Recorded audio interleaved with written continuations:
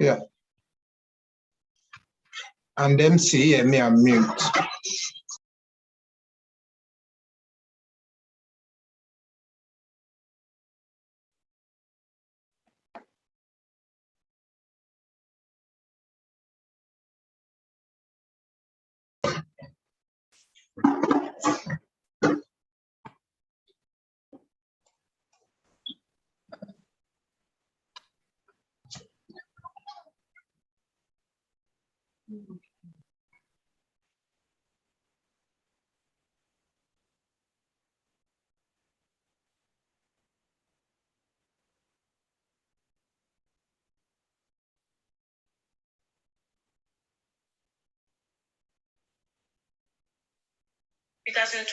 At 9:30 p.m.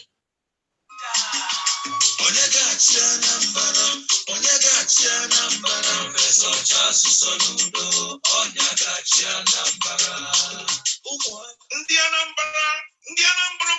Have you got a question? Well, he's got the answer.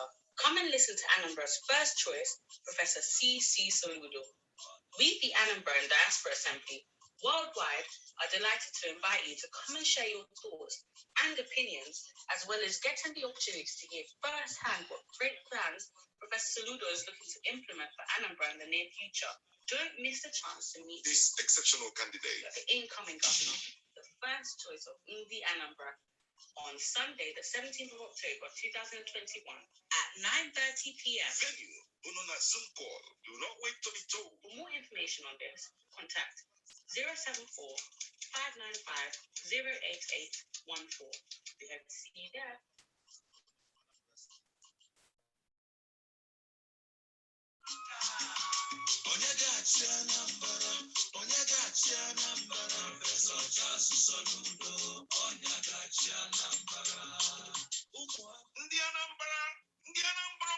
Have you got a question? Well, he's got the answer. Come and listen to Anambra's first choice, Professor CC Soludo. We, the Anambra and Diaspora Assembly, worldwide, are delighted to invite you to come and share your thoughts and opinions, as well as getting the opportunity to hear firsthand what great plans Professor Soludo is looking to implement for Anambra in the near future. Don't miss the chance to meet this exceptional candidate, the incoming governor, the first choice of the Anambra, on Sunday, the 17th of October, 2021, at 9:30 p.m. Venue, Unona Zoom call. Do not wait to be told. For more information on this, contact 074 595 08814.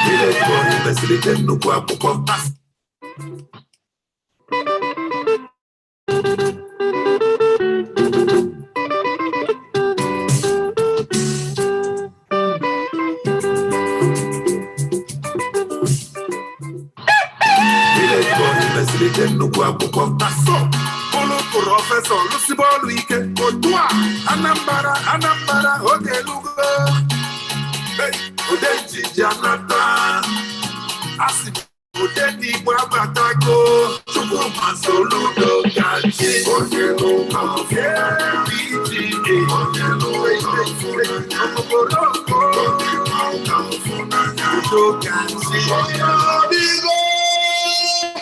Anambra Solution abịagwo ụzọ anyị ga-esi abịagwo solution abịagwo naanị Anambra Soludo Solutions 2021 Kichukwu na-ekwu okwu Igbo na-egwu aka Anambra bidoro kwawa lele ka ọ dị mma otego ndị Anambra nwoke na nwaanyị ma ndị eze nwoke ma eze nwaanyị bidoro kwawa welirikọwa gbele ma ya nwoke kere ụwa ka onye anyị solution ka anyị na ya Chukwu solution zapụtago Amago m jelo ka ya compile anyị ndị anyị na-abịa amalụzi abịalụ airport ugboro ịbụa alụgo airport ọkago nke fọdụrụ bụ kene ilo anyị na Good evening. Sorry again. Sorry for the break. Because online, if you're on Facebook or YouTube, you can share the link. We are live. I know live now online on Facebook, on YouTube, so that people can join. We might not get all the capacity here, but at least people will join us online. Thank you.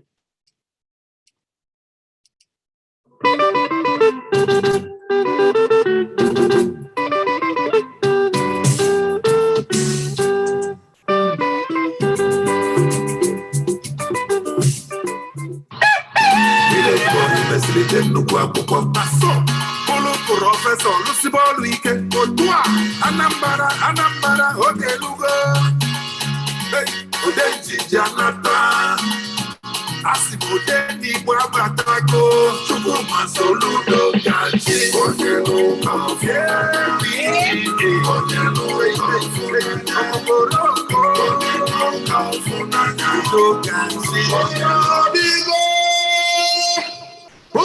Anambra Solution abịagwo ụzọ anyị ga-esi abịagwo solution abịagwo naanị Anambra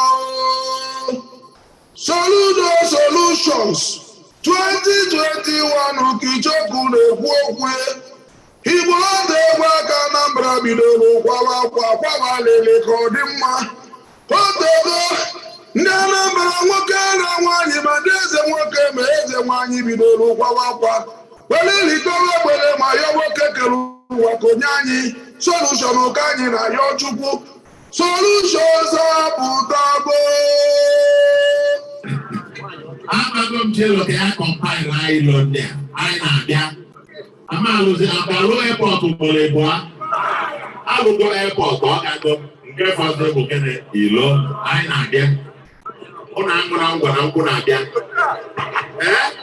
Kolo. Kedu ndị ọsụmenyi ebe a? Ọkwa ọrụ anyị ọsụmenyi ka na-abịa asị aka eke ibe na ọsị nwa m na ibe etonjibo. N'ụlọ ntonji.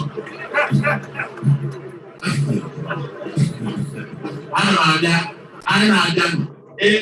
Nke ikpeazụ anyị na-agwa ụnụ. Ife ndị anyị ga-alụ Anambra. Ife ndị anyị ga-alụ na Nnewi South na Anambra niile anyị depụtara banja niile edepụta na manifesto anyị ndị be anyị onwe onye ọtọ chụwa n'obodo oyibo nwee ebe ọlandịa na Anambra onwe ejezi na Asaba ma ọ jebe na steeti nke ọzọ kịta ifefọzi ilo ndị ọzọ niile alụtịpụrụ Chali Nwamgba Afọ na Onyeka Ibezi na-abịa anyị ga-alụtọpụ ilu anyị na Nsụka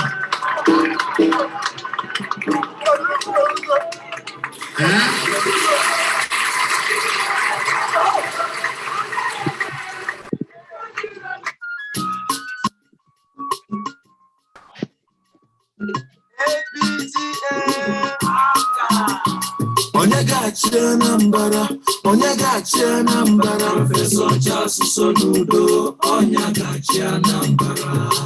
Ụmụ Anambra, unu gwa m onye gachi. Professor Charles Soludo, onye gachi Anambra. Imani Fegade, infrastructure gade, okporo ụzọ dị mma gade, security obodo Igbo, ụmụ anyị ga-eje akwụkwọ, economy adịkwa mma, ndị ọrụ ugbo ga-eriju afọ, industrialization, ndị ntorobịa enwebe ọrụ, women empowerment, Soludo Anambra, Soludo gachi, the best for a greater Anambra. Yellow Old Party Apuga, Professor Charles Chukwuma Soludo na Dr. Onyeka Chukwu Ibezim akwụkwọ maka ịlụ ezi ọlụ dịka gọvanọ na deputy gọvanọ Anambra State.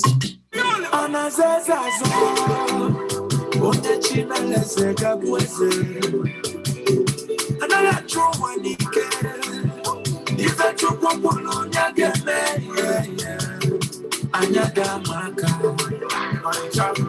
kike batani gamano anyada tojo kike batafage kwete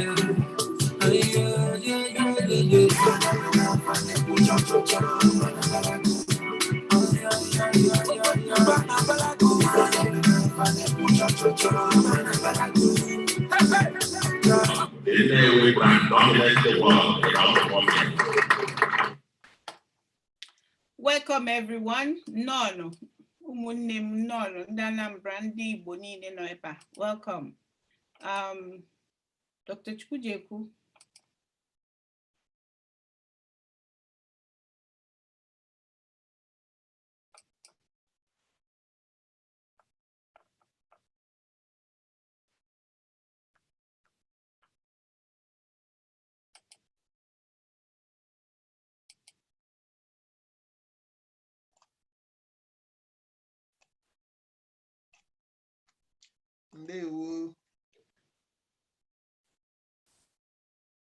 Ndewo blessing gallery. Welcome. Ekene dịrị gị. None. So blessing gallery, in a house rule to give before we progress.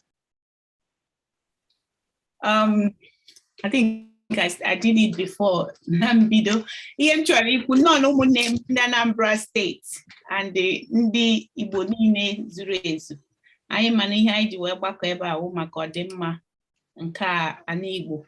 You know, the house rule is just very simple. Just to tell everybody, we'll be recording this and it's also streaming on live online, YouTube and Facebook. Just to be aware of it, and also. Everybody, Ibata, you'll be muted just in case. We don't want it to be rowdy. So don't be offended. Apologies. And also, you can't unmute yourself unless you give permission to unmute yourself. So with no offense. Thank you very much. Ndewo, Adajeramba, Kenedrigi. CEO Blessing Gallery. Anyị na-ekene ndị Igbo niile si na Nigeria, ma ndị si Canada, ma ndị si America, United States, ma ndị si Hong Kong, ma ndị si Japan, ma ndị si United Kingdom, ndị si Switzerland na Australia. Ebe niile anyị si na ewekwana igwe na m na-akpọ country isi. Mana anyị na-ekene mmadụ niile nọ ebe a. Na-asị na okwu niile anyị ji wee bịa ka anyị ga-eji wee na ife anyị chọrọ na Anambra bụ ife ọma. Mana anara na-ahapụ isi aka abụọ ori ma anyị fụsịrị ndị bụ na ife na-aga ọfụma na-apụga na Anambra. Mmadụ dịka distinguished senator Victor Ume, anyị na-ekene gị nnọọ.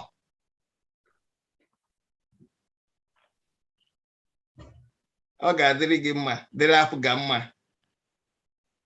dịrị Anambra steeti mma. Anyị na-ekene the director of Campaign Council in Diaspora, former mayor NSS Aju Ndewu, anyị na-ekene gị, ọ ga-adịrị gị mma, dịrị Diaspora mma, dịkwara Anambra steeti mma.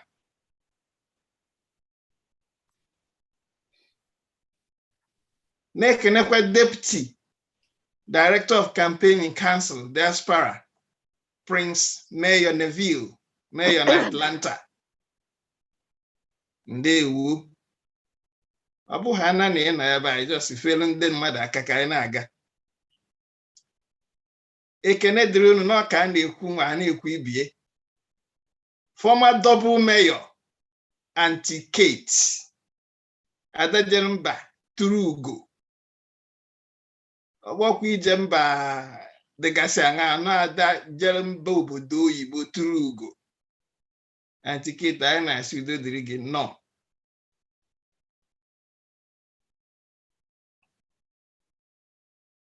Anyị na-ekene Councilor Caroline Kanu.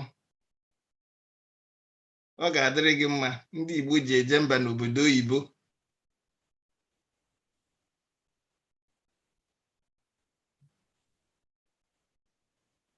Chief Pat Ọkpala Obisara mbara na America. Anyị na-asị na ikwuru ka izuru ka eme na-eme ka ikwuru. Ndewo. I gonna ekene ndị niile bịara na-asị no. Just a moment. Soludo is online. I'm going to admit him now. Yeah. Wonderful. Maka no eto onye omekwa ọzọ. Ọ bụ ha na isi afụkwa okpu Professor CC Soludo na-abata. Mma your blessing gallery ka o tinyekwala anyị egwu a anyị na-anụribu before. Anyị nụchakwa ya, anyị aga n'iru na-ekwukwu ihe anyị na-ekwu. O wee ruo mgbe Professor Soludo ihe ọma na-achị mere Anambra mgbe ọ ga-agwa anyị okwu.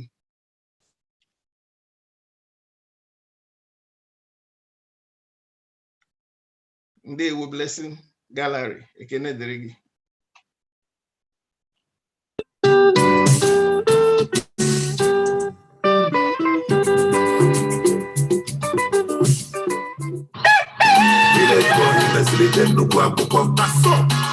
Professor Lucibolu Ike Otua Anambra Odelugo Odenji Janata Asimodendi Borabatako Chukuma Soludo Gachi Odelu PTA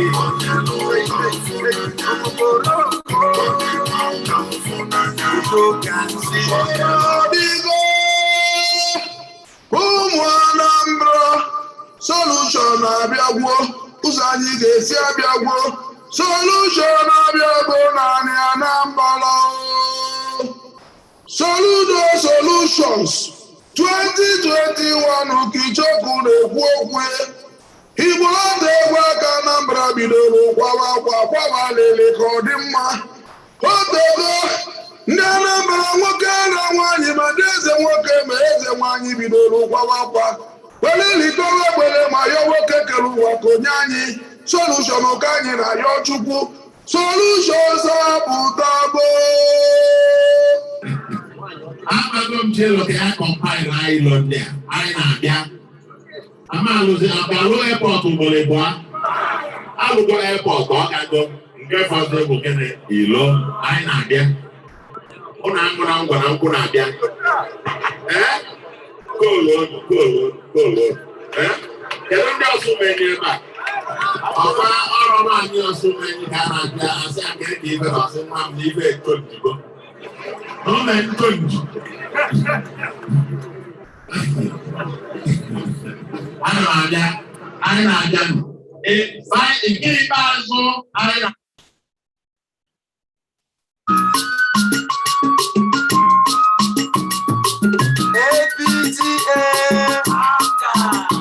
Onye ga-achị Anambra, onye ga-achị Anambra, Professor Charles Soludo, onye ga-achị Anambra. Ụmụ Anambra, unu gwa m onye ga-achị, Professor Charles Soludo, onye ga-achị Anambra. Ndewo Adejemba Blessing Gallery ekene dịrị gị. Ọ ife kwuru ka a na-eme ebe a nọ wee ebe Igbo na-eje, ebe a nọ wee ebe ndị Anambra na-eje. O nwere ife ọzọ a na-achọzi. Ife a na-achọkwanụ na n'ite agịrịga ite bụ sọsọ azụ. Ọ bụ ha na azụ ejuna, onwezi ife ọzọ. Ekene dịrị gị. Anyị na-ekene ife ọma na-achị mere Anambra steeti. Nnọọ rinne Prọfesọ CC Soludo nnọọ n'etiti anyị. Ndewo. Good evening, all. Good evening. It's really a pleasure to join all of you. Ndewo. You're welcome, sir. Ndewo. You're welcome, sir. Obi anyị sa aṅụrị etu isi wee bata. Anyị gazie n'iru megasị ụmụ ife a ga-emezi wee kpọlitezie bụ isi afụrụkwa okpu ka ị wee gwa anyị ife ị nwere ịgwa anyị. Ndị nwekwa n'ife a ga-ajụ gị ajụ ọnụ gị o wee dịnị ka a na-eme. Ekene dịrị gị nnọọ rinne. Anyị ga-aga ozugbo ka anyị kpọpụtakana mmadụ niile ka ha kwutu obere ifefa ga-ekwu ka anyị wee na-aga n'iru. Chief Pat Obi Sarambara, onwe ife bụ preamble inwe ike inye anyị n'ọnọdụ anyị nọ na ya kịta in few minutes ka o wee nwekwa onye nke ọzọ ga-enye anyị preamble, biko.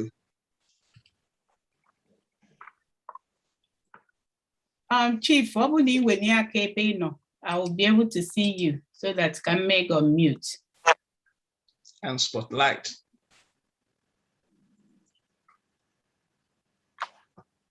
Or ịgwa m afọ iji wee nọrọ na Zoom. Pat Ọkpara Obi Sarambara.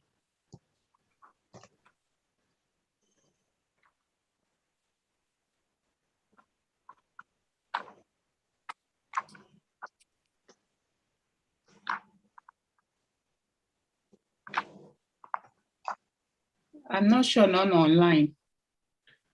Okay, ndewo. Onwe afụchatara m ya n'oge gara aga. Ka anyị na-ene anya ka Prince Neville, Mayor Atlanta, nye anyị a bit of a preview. Ndewo, Mayor na Atlanta. Mayor na Atlanta bụ the Deputy Director of Campaigning Council for Professor CC Soludo and APGA. A brief preamble, 2 minutes.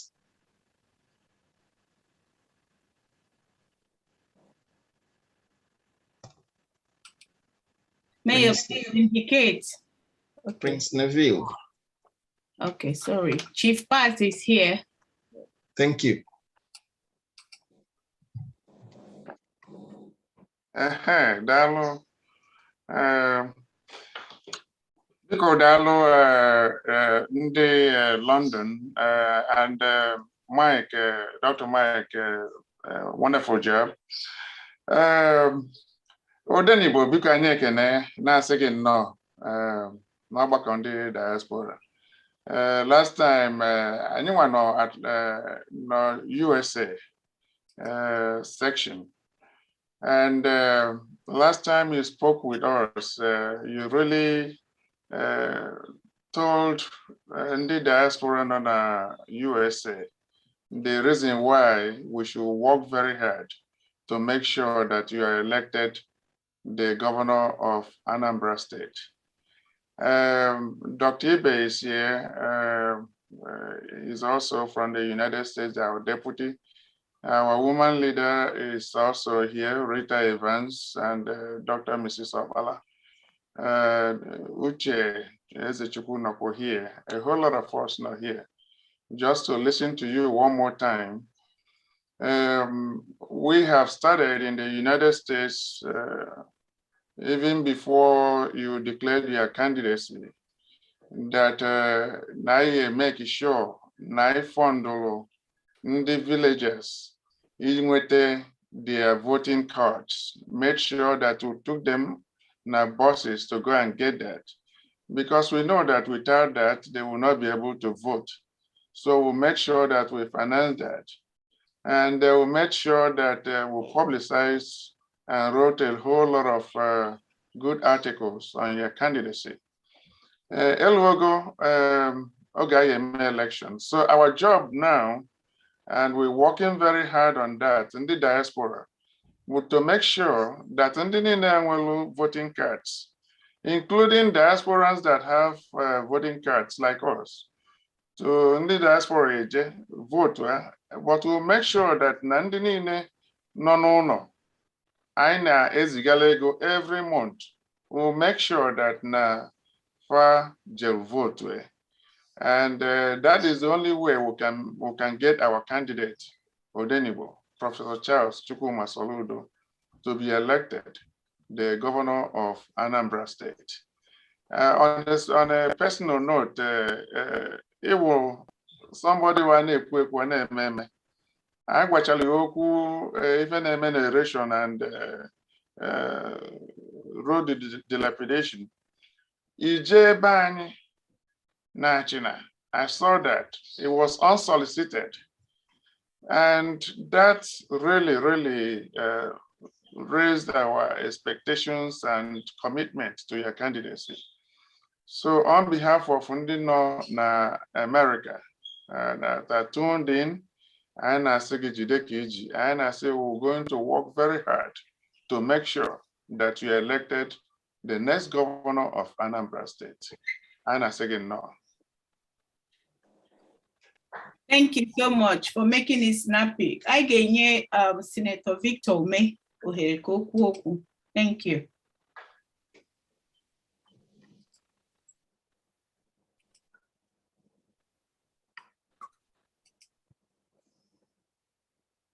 Dr. Senator Victor May, you can unmute yourself, Biko.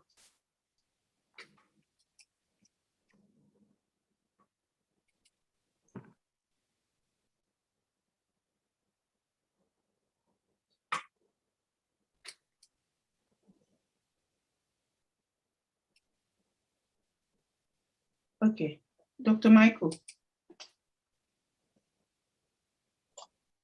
Ndewo Blessing Gallery. Ekene Drige. Anyị na-ekenekwa ọzọ ndị niile, ma ndị si Canada, ma ndị si Hong Kong, ma ndị si Japan. Ebe ọ bụla anyị si na diaspora wee nọrọ ebe a, ekene dịla anyị ncha. M ga-akpọ Mayor, double Mayor also of Enfield, former Mayor, bụ the Director of Campaigning Council in Diaspora, ka onye anyị welcome speech. Anyị wee nwee ike ịkụrụ ya mgbanụ nye isi afọ ukwu okpu bụ onye ọma na ife ọma na-abịara Anambra ofere ka o wee gwa ya okwu. Biko, Mayor, former Mayor Ernest Ezadri, your address, please.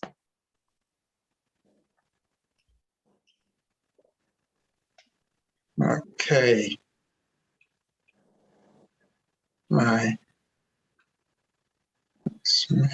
Hold on. Okay, Dr. Michael. Dalorin and Ejmo Helekene Onyona Holaroka, where Bata join this global diaspora campaign in support of CC Soludo. Dalorin for joining. I know many people join from all over the world.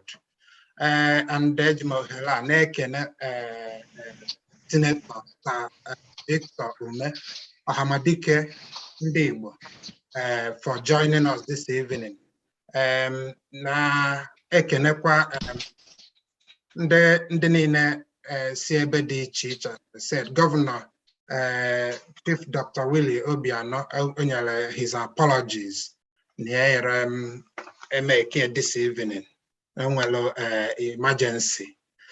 So the councillors, the chief, the Umwada and make no nyana, Umonyan Chip, Yambiku Yam Bagalo. Masuani Busoya no, you come, well guest, Mande and Daughter, and the Asia. Then no go mother the CC Soludo farmers na why join Kahano Fukenem Onya Nine Kumakia. So because ma another language. So good evening. Good evening. Blessing, could you mute the person who is on? Good evening, good morning, and good afternoon in whatever part of the world you have joined from this evening. Thank you for joining despite the time differences. You are all especially welcome to this round of campaign session, which will be followed by phone banking in support of Professor CC Soludo's candidacy. I believe that most of us here have spared time to listen to CC in the past as a friend, an achiever, a change agent, and today as a candidate that will have continuity on the viable existing government projects and build the state we all want to see in the future. Many diasporans have reached out to me and mentioned that they will support CC Soludo all the way, not because of the party affiliation, but his pedigree. He is a person with requisite experience and capacity to turn Anambra into a prosperous and peaceful community for its residents. Ladies and gentlemen, this is not about party affiliations. It is about the quality and versatile experience of the candidates. It is about the future of our state and the future of the generations to come. I'm encouraging every Anambrarian in diaspora to continue to engage with our friends, families, and communities until we get CC to the government house. We indeed have a huge role to play as diasporans. As most of us are aware, our dear state, Anambra, has made giant strides under Governor Willie Obiano in the last 7 years. Among the legacies which he is poised to bequeath to our state is the Anambra International Cargo and Passenger Airport, Umueri, which I hear will be operational very soon. I have no doubt that our states need a competent and trusted hand to consolidate on these achievements, and Professor Chukwuma Soludo is the most qualified for this job. I have been opportune to be a part of a subcommittee within the diaspora that contributed to the Anambra Vision 2070, chaired by CC Soludo. The vision, which encompasses our candidates' People's Manifesto, we will see the Anambra we are longing for a long time. I urge all of us diasporans to make a pledge tonight to call in the Anambra in our contacts, friends, and families to vote for the man who will turn Anambra around to prosperity, deliver on infrastructural deficit, security of lives and property, and make the state food sustainable.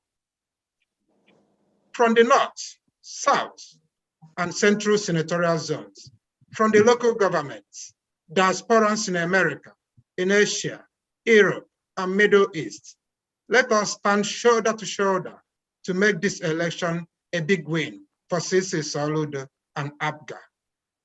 He is the candidate that will take back control of our state. Together, we can deliver votes for APGA. On manifesto, I have seen the well-articulated 5-pillar manifesto, which essentially embodies his great aspirations for our state, which I will leave CC to engage the audience this evening on how this People's Manifesto will benefit the Anambra. Ladies and gentlemen in diaspora, CC and his government, come 6th of November, cannot deliver on this alone without the contributions from all of us. The remittance from diaspora shows that if given enabling environment to develop the state of our dream, we will be there to support the government. I urge every one of us to key in this as time is running out to get all the eligible voters to support the ABGA candidate, Professor CC Soludo. Finally, without further ado, I will hand over to our erudite prof, achiever, CC Soludo, to mount on stage and deliver his manifesto and this evening's speech to diasporans and our friends all over the globe. Thank you very much.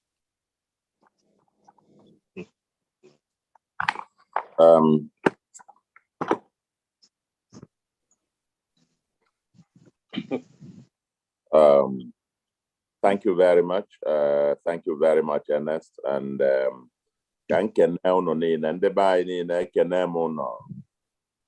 Igbo bi Igbo mma no.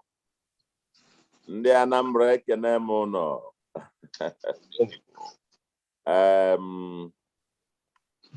I think can take nke izu ka nkene unu niile. Nina hapụrụ ife niile unu na-eme tata. For some, or the good, they know UK and parts of Europe. It's past 10 p.m. For us in Nigeria as well, it's past 10. I think in America, depending on which city, various parts of the world, some are in early hours of the morning. Thank you for your time and for your support, the support of many of you. All through these past months on this journey, and also the commitment of many of you to this project. Thank you. I think together we will get there, and together we will continue to lift Anambra State higher and higher. Because I wanted to say to my brother friend, maybe more for me to say no Soludo. I think the Ernest was calling the anglicized form of it. There is no R in my name or Solu. My name is Soludo. Follow the path of peace. That's the is follow peace. Soludo, S-O, not R, not Solu. Exactly. What they call the English version. I was trying hard to recognize not my name. But anyway, that's okay. Can I bring a bit? Nke izizi achọrọ m ikwenye na ọ dị m ka amara m onye ọbụla nọ na platform a ọgụgụ dị manifesto. Amara m onwe ndị agụbere ya. Because ọ bụ na onye ọbụla agụgụ ya, ọ ga-enyere m aka ịmagụ. Anyị ka agụrụ ya.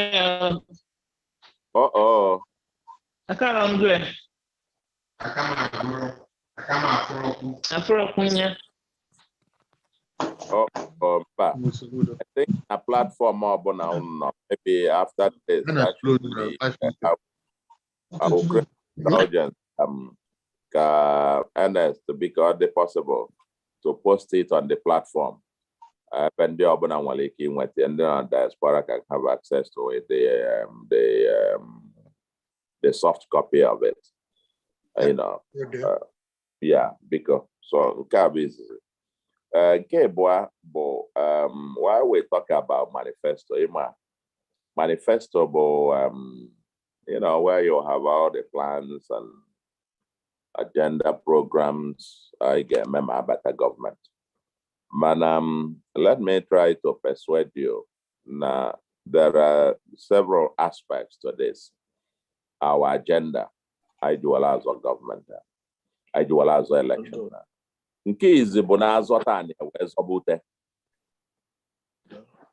Azọtani wee zọbute. Ani a ga-azọ bụ ife dịkwu na election a na-aga ime na ịhọpụta kedu onye anyị ga-atụnyere. Na mbido bụ ikwu na okwu gbasara ndị Igbo. Ọnọdụ ndị Igbo na Nigeria na ọnọdụ Nigeria dị. Kedu etu a ga-esi kwuo, kedu ife a ga-eme ya? Ikekwe otu n'ime ụlọ anụgo a na-agba egbe na Anambra, na-agba egbe na ala Igbo. Enwere ụmụnne anyị ndị nọ n'ime ọfịa. O nwekwu ndị si na-agba enwe elekshọn a anyị na-ekwu maka ya. Ọnyanwa bugodo okwu izizi maka enwe homeland wee kwube ife a ga-eme to develop it.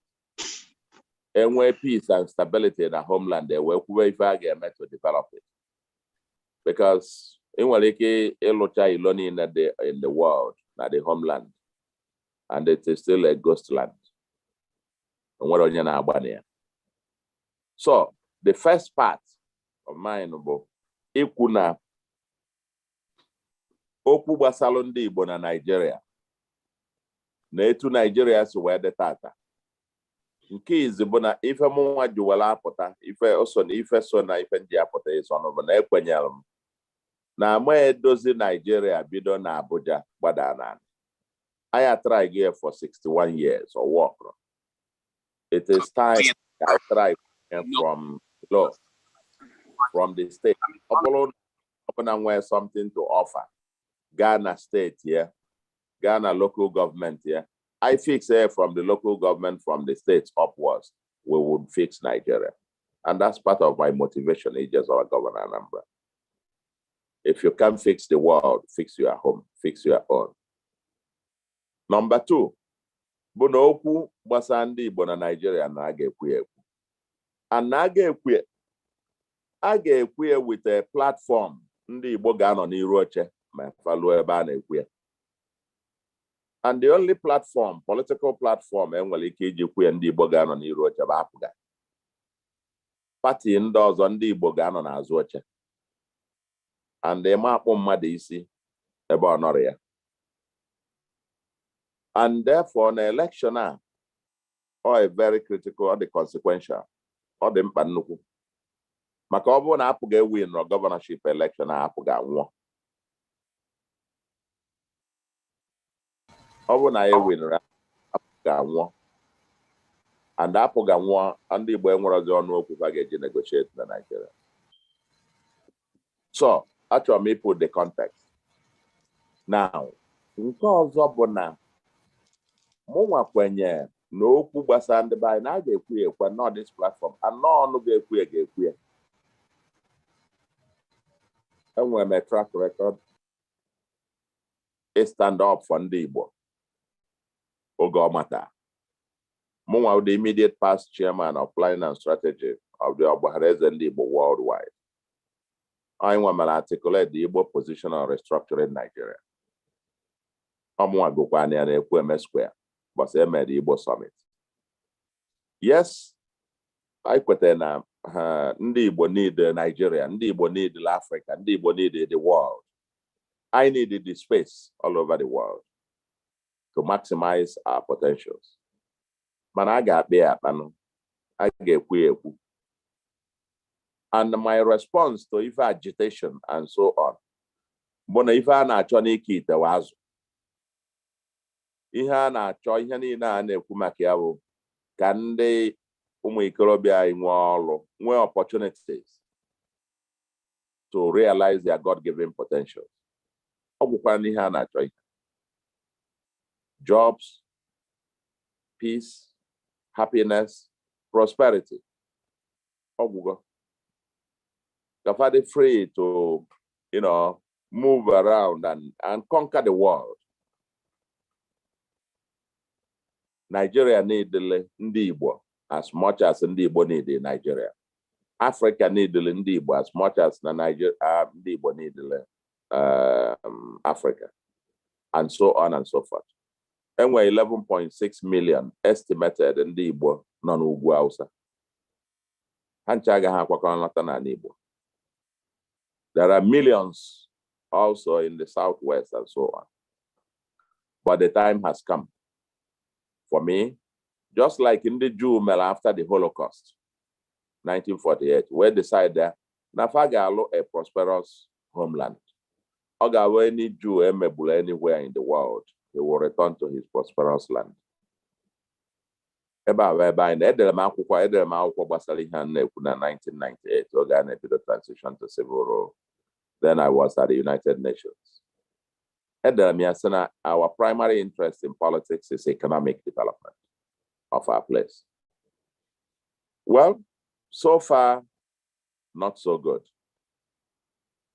We need new politics. We need new leadership. We need new agenda to get this journey engaged. Agitation. Nwelo ife ọ ga-alụ nke ya. Mana m ọsọ a ga-ekwu ekwu, agaghị agbata ya n'egbe. A ga-ekwu ekwu. Anọ ọnụ ga-ekwu ya ga-ekwu ya. Oge ọ gbajuru dọlụ nwa ebe 2010 or 2011. Ejidelu Jude Ụwazurike na Enugu prison. Ha nụrụ m ya. Ọ bụrụ na nọ n'Enugu. Mụ akwakọrọ ngwongwo m jewe na prison ebe a ka njefu ya. Luckily, they let me in for ya. Embassy ọpụta. 2017. Amara m onye bụ Nnamdi ka na nnukwu mafia, ma nnukwu maka IPOB mgbe a sị na o nwere onye be anyị ejide na Kuje prison. A na-enyego court order serapi ajụ, enye court judgment serapi ajụ. So mba na anala ofu onye oru azụ na oru niile ka na-ala azụ. Anyị kwakọrọta, and that about 12 Igbo leaders. Mụnwa na part ụtọ m Ferdinand Agova and several others. We kwakọrọ wee jebe Kuje prison. We saw him for 2 hours. But our Muhammad address the international press conference where Serapu Muhammadia. Mbopota Pokwanum Kaifu. Mana the long and short of the story, Bona. Mwa kwenye ni ifa basandi Igbo. Age ekwu. And then when the Iga book governor, I get Maiva. Ya book governor Anambra ma book governor Bob and Igbo. Iga de prepared to confront this question. We have to discuss it, and we have to engage that conversation with Nigeria.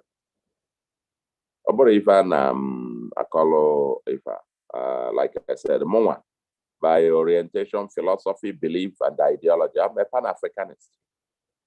So Nande Canal law for the United States of Africa. Africa in even one country. That's far-flung, far-fetched, but that's my dream. That's my vision. I believe that the black race were the same people. So if I were the foundational issue, and this issue, they also on the ballot. Everything, every manifesto in our culture, just babas. Or on the mado not the dendo. The man na abafusi kita na mainland. So this question is at the heart of Ifana argument. And recently, one of the political parties in Azono was sponsoring the violence. Sponsoring violence. And the whole idea about to scare people from going to vote so they can see the possibility of rigging it. Now, well, we wish them the very best of luck. But we're hanging in there and we believe and pray and work very hard. Now I got 2 elections on the 6th of November. And now by the grace of God, we'll be victorious. But why do we want this? Our focus, if you get back to the manifesto thing, Afumoga Mayor Ernest tell about the 5 pillars or whatever. It's in terms of our strategic thrust. A long-term vision for Anambra, medium to long term for Anambra, but for it to be, for us to have a livable and prosperous homeland. What is driving us? What is driving us? But Anambra, I mean, Igbos and the Anambra people in particular, but an itinerant tribe. We are a nascent globalizing tribe or global tribe.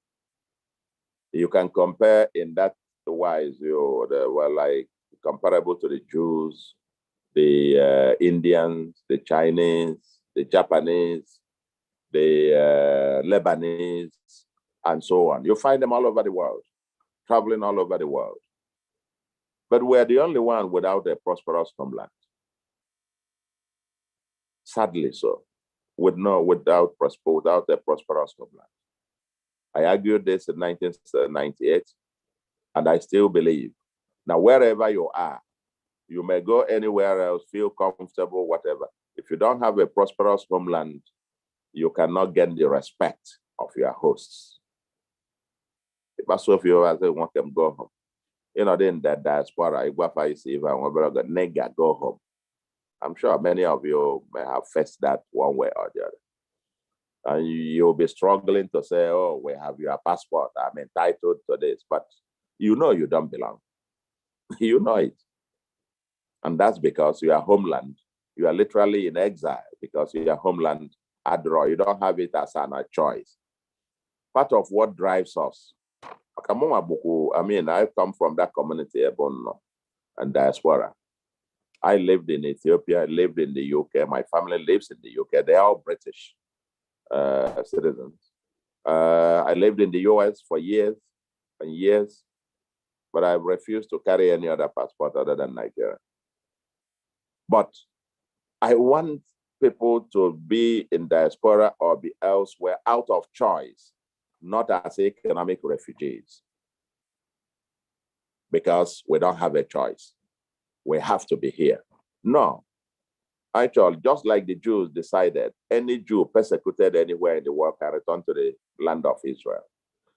Similarly, we want to define the Anambra and Diaspora, anywhere persecuted, anywhere, we want to have the choice to say, I go back to my homeland, and for it to offer the opportunities that anybody can exploit to live fully his God-given potentials. These are the things that drive me over the long term. Now, Chukwu emere mistake ime in the Anambra. O mere mistake ime in the Igbo. I will not decide in Onye Britain. Maybe I should have been born British. But not deciding in Anambra. There must be a purpose. And my purpose, I believe, is that I must work hard in my lifetime to live it better than I met it. Now, having said that, therefore, the core of the manifesto itself, having given this context, is the issue of a livable and prosperous homeland. We want an Anambra that is livable and prosperous smart megacity. We want Anambra to be the preferred destination in which to live, to invest, in which to learn, in which to work, and in which to relax and enjoy. That seems to be what the people refer to as the 5 key focus points. The preferred destination to live, to invest, to learn, to work, and to relax and enjoy. And what we've presented, you're gonna get the copies, I think, as will be posted on your on the platform. It's just a synopsis in terms of the manifesto, full scale of it. The rest of it is, I can just quickly rattle through the key pillars of this. And let me be clear at the outset that this is not the usual political promises. Everything here we've thought it through, how it will be implemented, where we'll get the money, and the feasibility of getting it executed. This is what I have done before. I think this is one thing I offer to the Anambra that no other candidate offers. And that is that I run on a record of distinguished public service. When it comes to driving or drawing up plans for execution in the public sector space, I have the record. It's not just that I have advised and written consultancy reports which have been implemented around the world with 20 international financial and development institutions, but back home, I drafted the plan, Obasanjo's National Economic Empowerment and Development Strategy, that created the unprecedented prosperity in Nigeria's economic history from 2003 to 2009. And also drafted the Financial System Strategy 2020 that, for our financial system. The FSS 2020 Secretariat is still there at the Central Bank. Many of the reforms that they have been doing, even my successors in office have been implementing, have been those also rooted in our plan of FSS 2020. Then the plans we had in the Central Bank with the banking consolidation, my 13-point agenda, we delivered on them at the Central Bank. And so I run on a record as somebody who does what he says he would do. And I only say what I will do. I don't make bogus promises because I run also on a little reputation that I'm not prepared to ruin just to win an election. So what you take is that the plan is carefully thought through and crafted in terms of what you are going to say. What you have here is just a synopsis of it. It's on 4 big pillars. Okay? For example, the economic transformation, the first one is economic transformation for Anambra to be Nigeria's next axis of industrial, technology, and leisure hub. Okay? That's the first pillar. And the second pillar is our social agenda. Okay? Our social agenda in the areas of education, health, youth, women, and vulnerable groups. All of these are captured under the second bucket of social agenda. The third is governance, rule of law, and value system. These things have to be, done within the ambit of the public sector. And you need a new governance framework. You need guaranteed rule of law, and you need a value system, a reorientation in our value system. The current, the rising trend among our youths with the philosophy of get rich young or die trying is certainly not the way to the future. People just want to get wealthy without effort. People want something for nothing. You just want to have money instead of earning money. You just want to have money with unearned income. That's not the way. No society has prospered on account of that. And the fourth is environment. We want to have a clean, green, planned, and sustainable cities, communities, and markets. We identify in this manifesto that the environment is Anambra's biggest existential threat. The ecology, the erosion, and flooding. Anambra has over 900 active erosion sites, and flooding.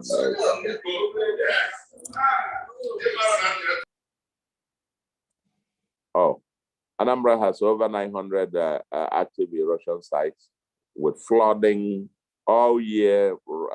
During the rainy season, many of the riverine communities are flooded. The communities are flooded, and then you have to have IDP camps. I'm sure many of you are not aware that there are annually IDP camps, the internally displaced persons camps in Anambra State. Actually, when I visited Anambra West the other day, part of their request was for us to build more IDP camps in Anambra East, so as to accommodate their people on annual basis. And you can imagine where that is a request by some people, where they will be going as internally displaced persons annually. Ravages crops, destroys homes, and sometimes destroys lives. It's a major threat. Erosion is ravaging many communities in the state. So, but then we're yet to have comprehensive planning of the state, the cities, even the roads don't have basic, even the complete street, what we might call complete streets. Where you guys live, you take it for granted that every road has got a walkway. No, in this part of the world, it's not just in Anambra, it's all over the country.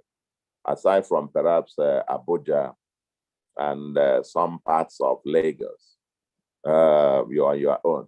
Well, I'm dialing in from Enugu here. We just finished the session at the Sports Club in Enugu. And yeah, some parts of Enugu here has got pedestrian walkways. But you know, our villages, from village to village, some village roads to keke napeps won't even be able to pass each other. There are no recreational grounds. No, they're just not planned. There's no planning. We're just developing and building up everywhere in a chaotic manner. So part of which we want to do is to have comprehensive master plan for the state, the cities. The markets are all sprawling onto the main roads, and so on. We need to clean up the place. Waste disposal management, we need to tackle very vigorously.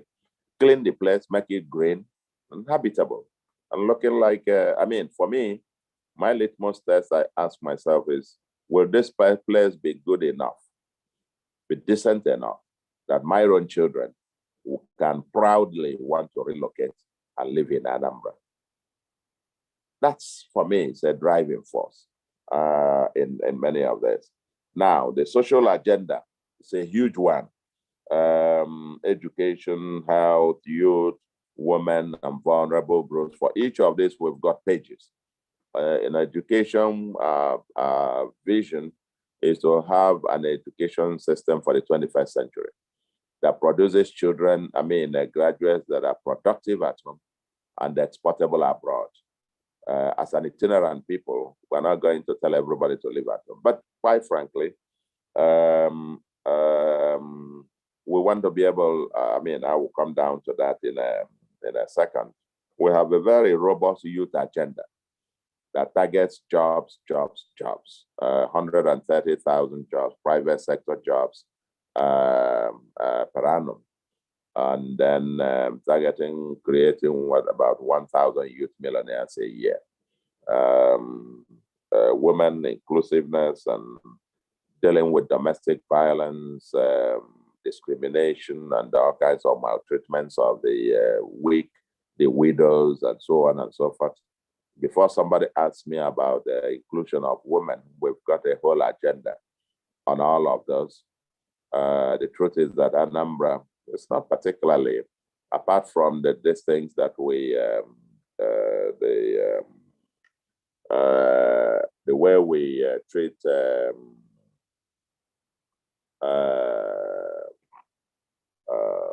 widows and those disadvantaged. Actually, the public sector space in Anambra is dominated by women. Women account for 92% of all teachers in primary schools. They account for 87% of teachers in secondary schools. And about 56% of the civil service is women. And managerial positions and so on and so forth. You couldn't get anything done in the public space of Anambra State without going through women, as it were. So we're not facing the typical narrative of all women as disadvantaged weaklings that need our help to get. Somebody has even argued that it is the boys and men that now need affirmative action. In the political space, they are very, very active. Anambra is a state with 3 senators, 2 of them are women, and some of them in the House of Representatives, and so on and so forth. So the women in Anambra are not they take their rightful place and powering. But we have assured in our manifesto that we will not only protect those advantages, that exist, but even improve upon them and empower them even more so in terms of participation. But the one I want to spend a minute or two to talk more a little bit about is the economic transformation agenda as Nigeria's next axis of industrial tech and leisure hub. We want to, being there, we have an agenda for leapfrogging Anambra as an industrial hub for technology and creative economy, trade and commerce, agriculture and agro-processing, solid minerals and petroleum. And the key enablers we see to help us achieve this, the security of life and property is the number one. Road and transportation infrastructure, very critical to guarantee 20 to 24-hour electricity, especially in our industrial parks and so on. The gas infrastructure that will have to be exploited to power the electricity. And then the ICT as a critical infrastructure that we must build. What drives our prosperity quest for Anambra is what we call the Made in Anambra agenda, the Made in Anambra and Anambra Standard agenda. If it's not for me, as the chief servant of the people, if I am given the honor to serve, I'll be the chief marketing officer for not only for inward investments, but also for marketing of everything that is produced in Anambra. We're going to pursue the Anambra standard, where the Anambra standard is better than is the global standard, an international standard, better than the Nigerian standard. We want to get to a point where something made in Anambra, even within the context of Nigeria, people take a look and say, oh, wow. No, if it is made in Anambra, then it's something that is preferred to several of the importations they make elsewhere. And we have an agenda to go from importation to manufacturing to exporting, especially in the light of the African continental free trade area, that we have a department that will have to work with our importers to structure deals between them and their trading partners for them to bring those factories and come and build them in Anambra. And then encourage them to get into exporting. The exchange rate is, you know what it is today, almost 600 naira to the dollar. And therefore, export-oriented industrialization is a future, especially as oil continues to decline.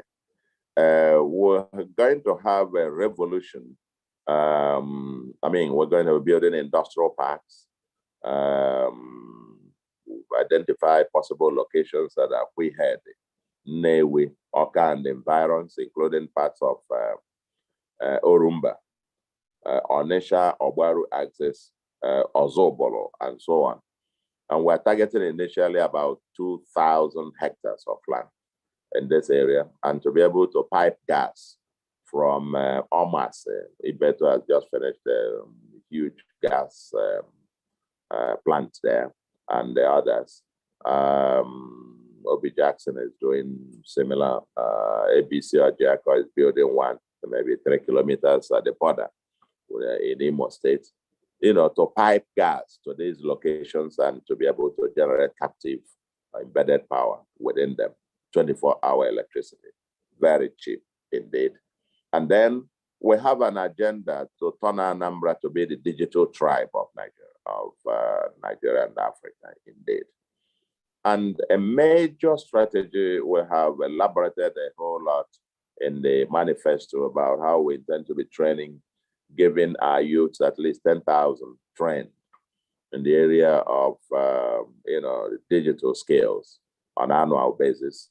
And not only that, but in terms of the infrastructure, you can't be immersed in the digital space if you don't have access to high-speed internet that is cheap and accessible. That is available. For starters, we have about 850 kilometers of cable, broadband cable laid on the highways of Anambra. Where now what is missing is the last mile connection. You know, taking this to schools and taking them to public spaces where people can now have access to high-speed internet connectivity, Wi-Fi. And for those public spaces, initially very cheap, but ultimately we want them free to have access to this, and getting our people immersed in the digital age. We also have the business incubation hub, and of course raising venture capital and startup capital fund of at least 5 billion naira a year to help to jumpstart this and help with business restructurings.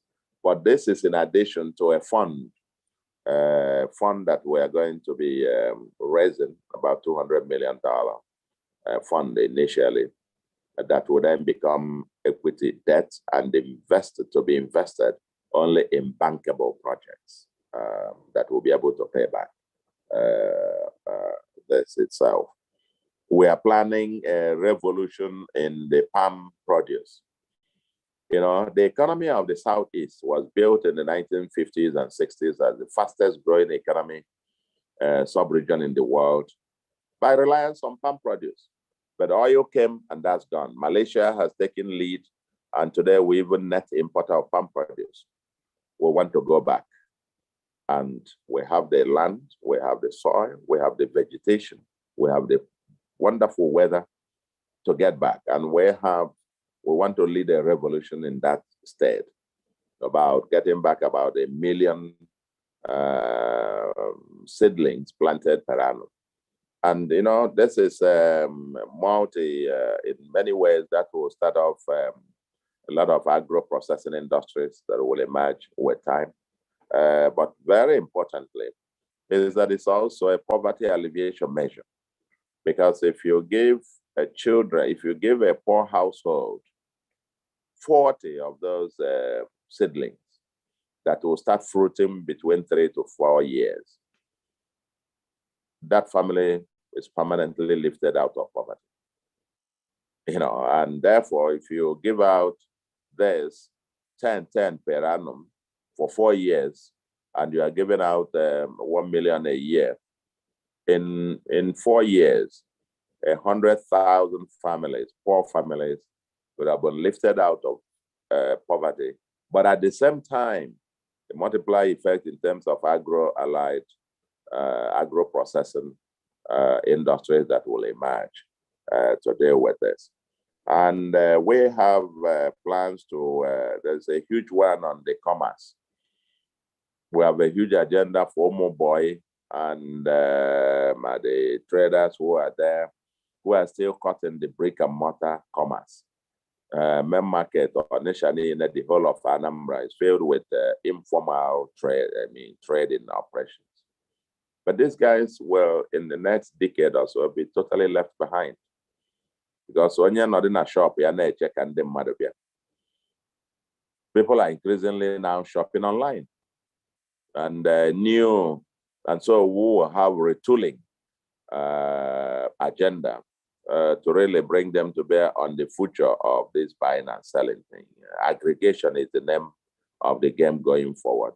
Warehousing, logistics, and so on and so forth. And, you know, imagine new partnerships that will have to come in the way that they do business. We want to still keep our dominant position as the largest trading post in West Africa, but not the brick and mortar type that they have. Now that we've got an international airport, we have an agenda to leverage on that to really maximize the potential of Anambra as a hub. It can become a commercial, industrial hub, so to speak. We also want to get, for example, on this, still on this industrial hub, part of, if you say the dress I'm wearing here is akwete. This is made by hand in a town called Akwete in Abia. There is no textile anywhere in the Southeast anymore. They are all dead. All the textile farms in the Southeast are dead. And we want to bring them back. I am making a statement with this just to signal the trajectory of our beliefs that we have to patronize made in Anambra first. Made in Anambra first. Egafe Anambra, the Southeast. It's in the Southeast before you go in on. Government money, no government penny will be used to purchase anything that can be produced in Anambra. For starters, I've said that my official vehicle, the government of Anambra, will not use a penny of its money to buy a vehicle that is not made in Anambra, since there is a made in Anambra vehicle. My official car as governor will be made in Anambra vehicle, and so on and so forth.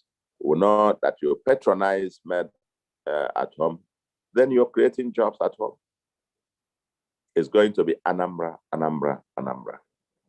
Bring it here, and we'll help you to export it to the rest of the world. But you have to have the Anambra standard, stamped on it. We're going into, even on this agri thing, we want to mainstream some R&D, research and development, on some of the critical commodities in the buy that are fast disappearing. I know many of you enjoy okwa, but it's still the old way, and they are fast disappearing. People are just cutting down the trees. But there has been no R&D to produce improved varieties of okwa that they can produce it faster, start fruiting faster, and produce larger quantities of it. None. Efi Igbo, that is almost disappearing as well. Okuko Igbo, almost going. Opa, Ogili, Oda, Ozeza, Otazi, and so on and so forth. These are those things that actually ndị Igbo sị na esila anụ esila azụ n'ogili bụ isi ofe. Anambra, that is it. But the ogili is also an endangered species. So we want R&D to be able to mainstream this, as the case may be. Of course, we have an agenda, solid minerals and petroleum. Anambra is now officially a petroleum and oil producing state. We want to leverage on all of this going forward. So, yes, if I may summarize, my dear brothers and sisters, our vision for Anambra, but for us to build on the foundation already laid by the current governor and the predecessors. The current governor has done well. The international airport is there. The international conference center is there. These are signposting that can bring the world to Anambra. And we want to bring the world to Anambra and take Anambra to the world. But we have to discover who we are. I get put at who we are. And I think for me, this journey is one that I feel passionate about. When I close my eyes, I see a future that is possible. And Anambra, when we put our resources together, put our minds together, there is no limit to what we can do. Anambra can actually be that dream where the black race can show what it can do. Where the black race can show what it can do. I mean, sorry, I diverted a little bit. What else, for those of you in the US and diaspora, individually, we're doing well. Yeah, can make money, feed your family, eat your farina, live in a good house, have a good holiday. But that's it. As a people, the black race is looking for spots, islands that you can point to and tell the white man that we too are part of the civilized race. It's not, when Trump started his America First, and telling niggers and calling ashholes and this and that and that. It's not music to our ears. It's something that we can dispute publicly, but privately, we got to sit down and say to ourselves, what's wrong with us? And we can break this. It's within our reach to do it, but only if we come together. This will be my last message to you as Anambra in diaspora. The Jews, every Jew, all over the world, ask themselves every day, what have you done today? Or what have I done today to make the land of Israel safe and prosperous? It's not by accident that much of the R&Ds of major corporations in the US and elsewhere, especially of the Jewish origin, they all have their research and development departments and so on in Israel. It's not convenient. It's not as convenient as having that in the US, but that's where they are. And that's why on a per capita basis, no country in the world comes near Israel. Yes, the Jews all over the world took deliberate steps to build the land of Israel. It was not always the most profitable place to put their investments, but they did it. And today, the land of Israel is as prosperous as elsewhere. And that is what we must do, to show the world that the Black race too can build an island of prosperity, and it can start in Anambra. And it should start in Anambra. We have a few enablers to drive this. All we now need is the will and collective consciousness of the people to come together, and we can get it done. That's my message. And my manifesto, I invite you to please read the entire, it's about 72 pages of a manifesto. Very detailed, very thorough, and we thought through all of this. I want to thank you very much. Thank you very much.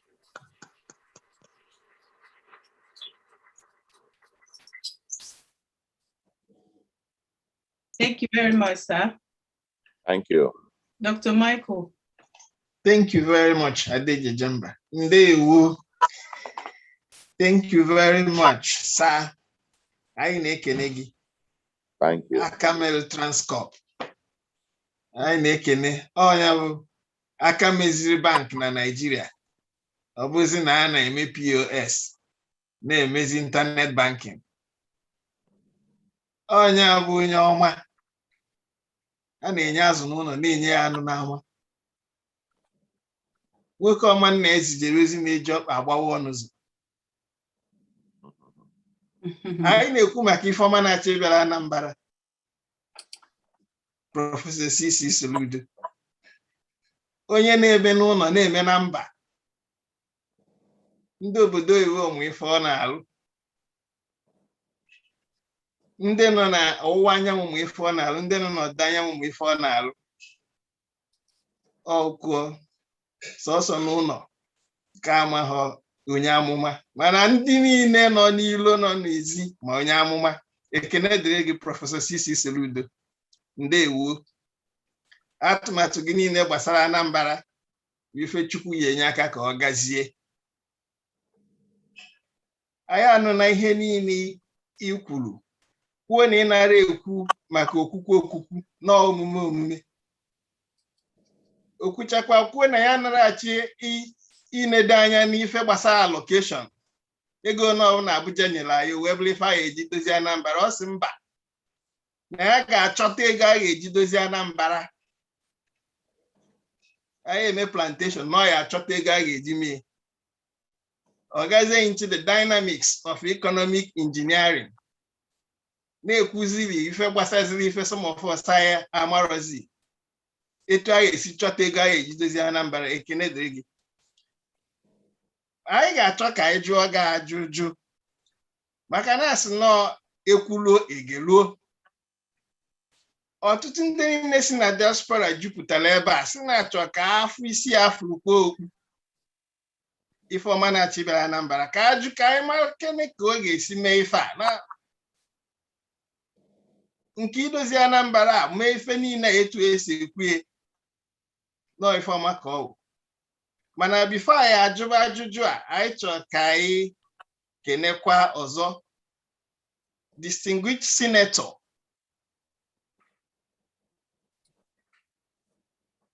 Victor Ume nọ n'etiti anyị. Mgbe ọbụla o jikwa nwe ohere ofela anyị aka.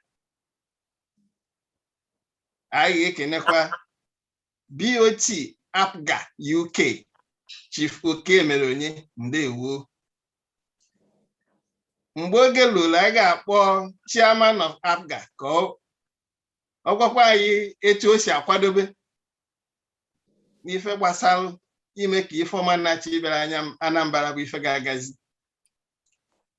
Ndewo former mayor Councillor Ann Mbachu. Ndewo.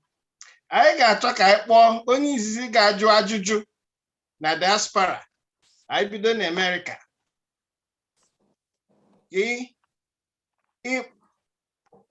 Ibinye gwa anyị afa gị. Sọsọ afa gị. Gwa anyị ebe isi ajụ ajụjụ a iwe jụọ ajụjụ ka anyị bido na America. Anyị nwelu oge dịla anyị oge anyị na-akụ kwapụ kwapụ mana ka anyị na-aga etu ahụ wee jụta ajụjụ ọbụgodo ajụjụ ise ma ọ bụ ịsaa ka anyị jụta anyị wee na-aga n'iru. Chief Pat Ọkpala Obi Sarambara etu nsi afịa na screen ebe a. Kedu ajụjụ gị?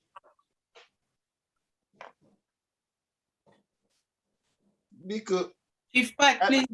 Yes, I just unmuted myself. Because that was a powerful speech. Odenibu. Those of us that believers and making believers in your candidacy, believe in your candidacy. I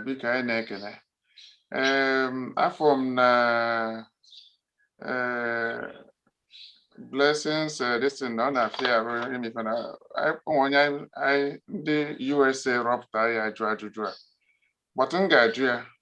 Obuna, Chief Pat, sorry. Obuna Moye Gadjadu. Then I'll find Dr. Patrick Ibe, my deputy here in the USA, to ask that question. So I think he'll be getting ready. He's on the screen. If you can get him to ask the question, that would be fantastic. Okay. He represents us from the USA. Thank you. Mr. Patrick, sorry. Are you ready, sir? Dr. Patrick Ibe. Unmute yourself, sir.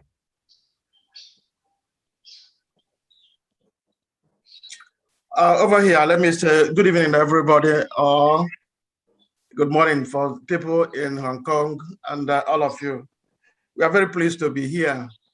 The first question we want to ask is this, or let me put it as a statement. APGA has done well in Anambra State as far as road network is concerned. But recently, what we found is that some of these roads are not maintained. They leave this road after awarding so much money for the construction of, say, from Umutu to Umunze and all that. The road is completely messed up now. Growing up, I don't know how many of you are as old as that. There used to be what they call PWD. Can I? Okay. There used to be what they call PWD, the Public Works Department under Ministry of Works that maintain these roads. Our question is this: what is your administration going to do as far as, it's not a question of awarding contract for roads, but maintaining these roads are very, very important. Okay, that's okay. Okay. I think, I want to presume that the way maybe for us to be efficient is let's just take, are you hearing me? Yes, we can hear you, sir. Yes, because since we have to, I know we have limited time, I would also run because as you can appreciate, we've been on sessions all day. I just rushed back from full 4-hour session at the Enugu Sports Club, and we'll have breakfast meeting again coming up early morning breakfast event. And I know many of you will have to run as well. Since I believe we should be rounding up pretty shortly, if it will be efficient to just collect the questions, and then I respond to them briefly going forward. If we can just collect the questions, I've noted the first one. I want to write them all down, whatever the number they are, so I can respond to them. Okay. Yeah. Thank you. Who is the second person?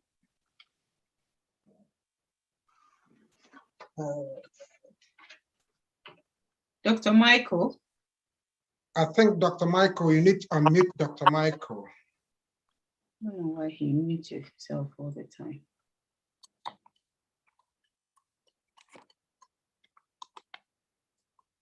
Okay, while we're waiting for Dr. Michael, we can go for Dr. Iken Namwabike from Canada. If we can make it brief, we have to try and log off as soon as possible. Dr. Iken Namwabike. Yeah, thank you, the moderator. Thank you, my director. Thank you, Prof. CC Soludo. My name is Dr. Iken Namwabike. I'm joining from Edmonton, Canada. Sir, I do believe, I'll go straight. I do believe you permit me to ask this question in English because our Galum straightforward. So I do believe you've seen the migration of middle class and high skilled Nigerians, which have been at all-time high in the last decade. And the vast majority of this brain drain is seen among healthcare practitioners, nurses, doctors, and other allied healthcare practitioners. Anambra is not left out in this menace, with the high-skilled sons and daughters of our dear states scattered across the globe. Indeed, I've also read your manifesto, which acknowledge presence and a huge stock of Anambra diaspora in frontier medical practice. Same manifesto also outlined the readiness of your government, if elected, to substantially improve healthcare practitioner to population ratio in Anambra by creating a framework to attract diaspora healthcare practitioner to return home and make Anambra their base. Now, my specific question, sir, could you please be yet more magnanimous in clarifying to us how, as the chief executive of our dear state, Anambra, how you plan to make this tall dream of bringing indigenous healthcare practitioners back home, how you plan to make this tall dream see daylight? Thank you. Thank you very much, Mr. Ikenna from Canada. So the summary of your question is, how will he improve, transform, empower, encourage people in the medical sector? Thank you. We noted that. Please, can we have a question from somebody from South Africa? Dr. Chika Ifeboza, please, straight to the question. Okay, Dr. Chika, please unmute yourself. Good morning, good afternoon, good evening. I especially greet you, I call you His Excellency, Professor Soludo. I'm impressed with your presentation. My question is, following the current food shortage and scarcity, what are your plans to make Anambra State the food basket of the nation? If it is possible, what are the measures you will take to make it a reality? Are you considering to establish a cattle ranch during your tenure as the governor of Anambra State? Thank you. Thank you very much, Mr. Chika from South Africa. Our professor had mentioned his strategy on that, but he's noted that question. We progress. Can we hear a question from somebody from the UK, the fastest person from the UK? Can we hear Mr. Dr. Benson Azuka? Dr. Benson. Yeah, thank you. My name is Dr. Malcolm Azuka Benson, Obati Fadi, Nokeja. Professor, greetings. It's an honor to have you today with us. My question is, in UK here, for example, any public sector bidding or tendering must enshrine social value. That way, the bidder is contractually liable for fulfilling the social value element, such as creating jobs for a certain number of indigents within that borough. It could be health, it could be well-being, it could be homelessness. They must achieve that. Otherwise, their contract, they'll be in breach of the contract. So in view of that, to empower the youth in Anambra State, particularly the youth, how do you plan to integrate social value to ensure anybody, any corporate body or people aspiring for contract when you become the governor? How do you ensure that you make sure that social value is the key for determination before you award them contract? And how do you make sure you hold them liable to empowering the youth based on social value? Thank you very much.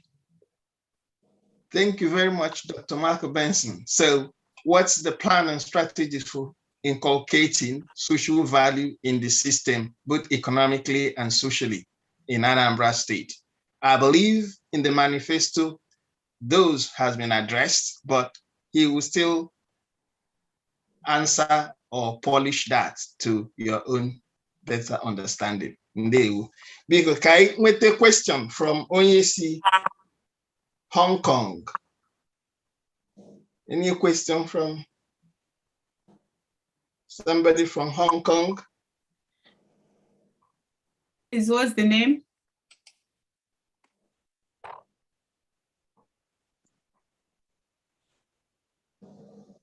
Okay. Anyone? Okay. Yeah, 1 second. I'm just going to put them. Patrick, please unmute. Ndị be anyị ụtụtụ ọma nụ. Ụtụtụ ọma. Dewa. Dịka ọra ana m ekele gị. Mụ abụ Patrick Obinna Eze dị anyị mma. Abụ m onye Lilu nke dị n'okpuru ọchịchị Ihiara. Esi m Hong Kong akpọ. Na-ekwukwa sọ. Dịka ọra, I want to ask you a question. Amam na one with God is majority. Nobody stops you. As far as you're with the Almighty Creator, nothing stops you of being Nagoka. Anambra State has turned to war zone from one calamity or the other to the other, which has never done before since the creation of Anambra State.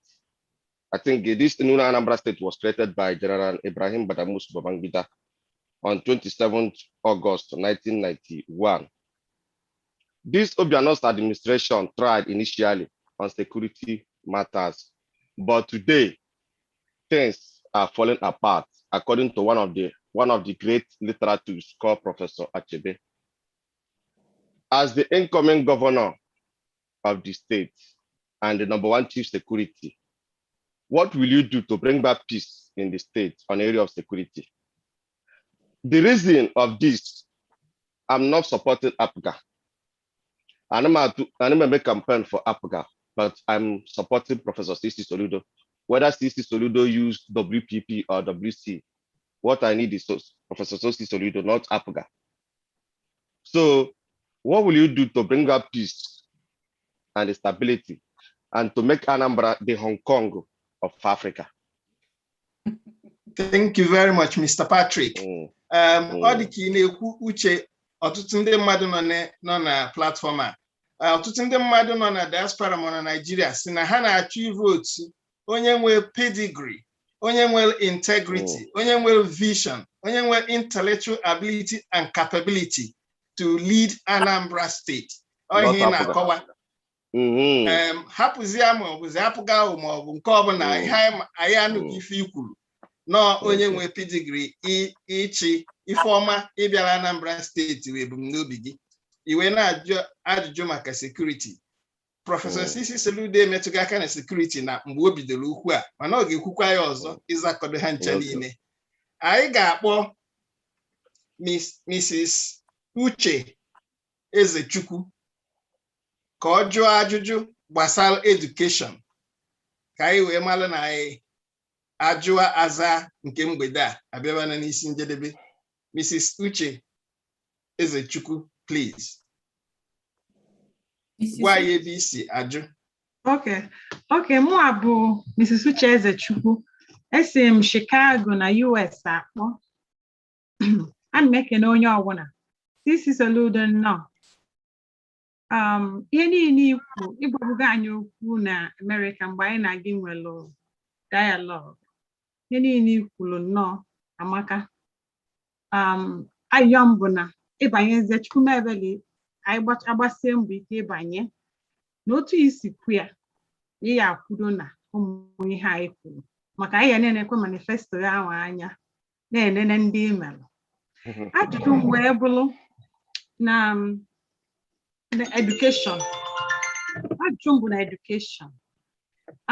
Na be anyị kịta enwelu a lot of private schools.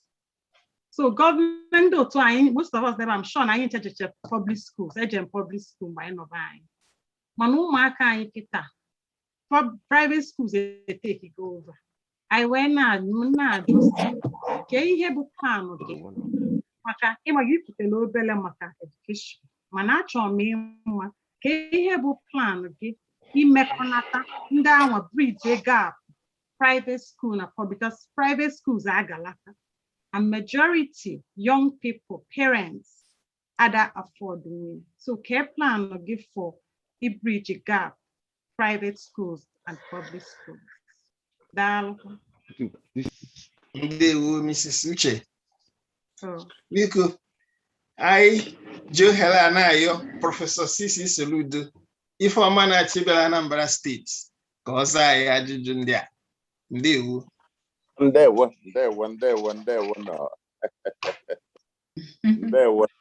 Mba, ọ bụrụ sọ nke a sị m na nwere na ajụjụ eriri nke a.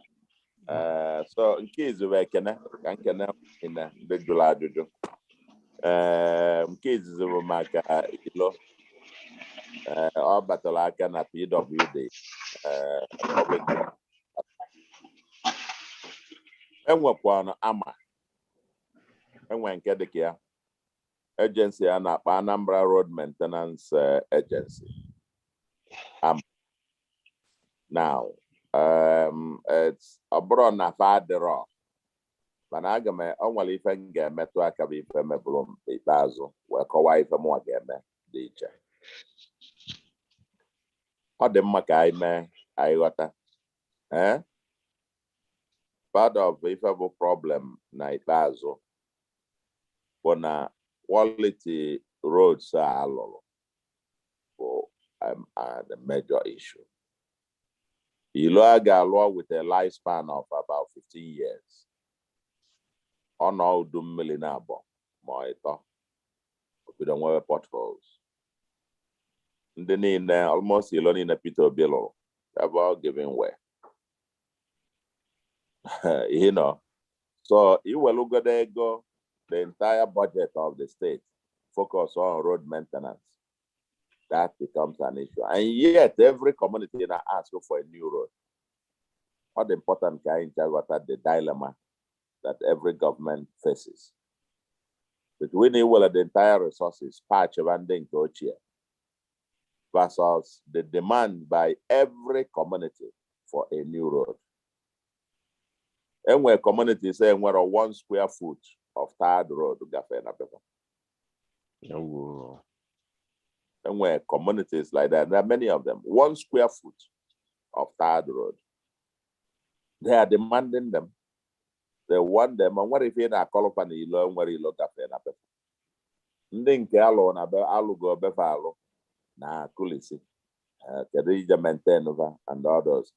It doesn't have to be a binary choice. Just either you take this or a zero-sum option. But I think we're going to have quite a mix of those. Is to be able to see what level of resources Enwaleki devote to the AMA, the road maintenance agency. I'd like to implement a rapid response approach to road maintenance, and which is to get to maintain them. Ịchọ igbo ọgụ ibido mgbe fa na-alụ onwe fa aka n'ọnụ ọ bụrụ mgbe ọbara pụtara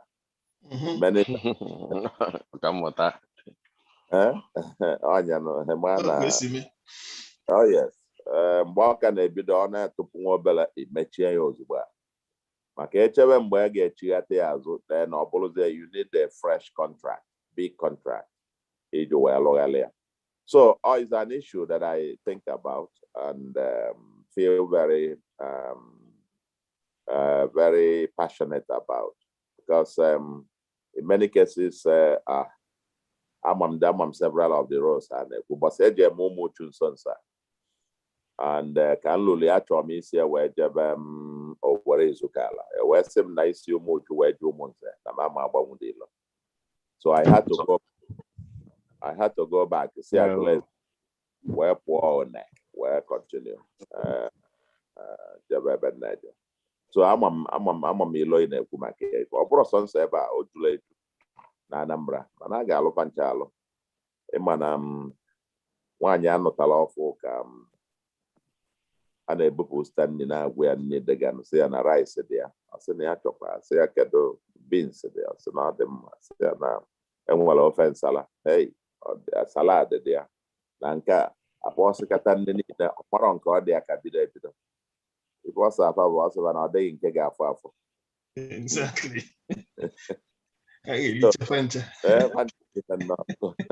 All of this, my new ones, but resource constraint, I wanted to highlight that point.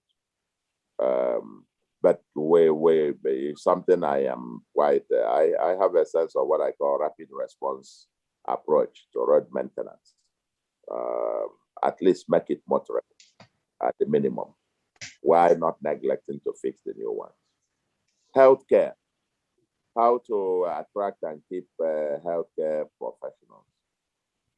Bottom line, I mean, the immediate one that people think about, and there was some conversation around that for a while, is remuneration. It's remuneration, it's conditions of service. But let's be also realistic. You are never going to pay a health practitioner an equivalent of what he will earn if he were working in the US. So their very first preference, any one of them, is to go to the US or to the advanced world and earn 6 figures in foreign exchange.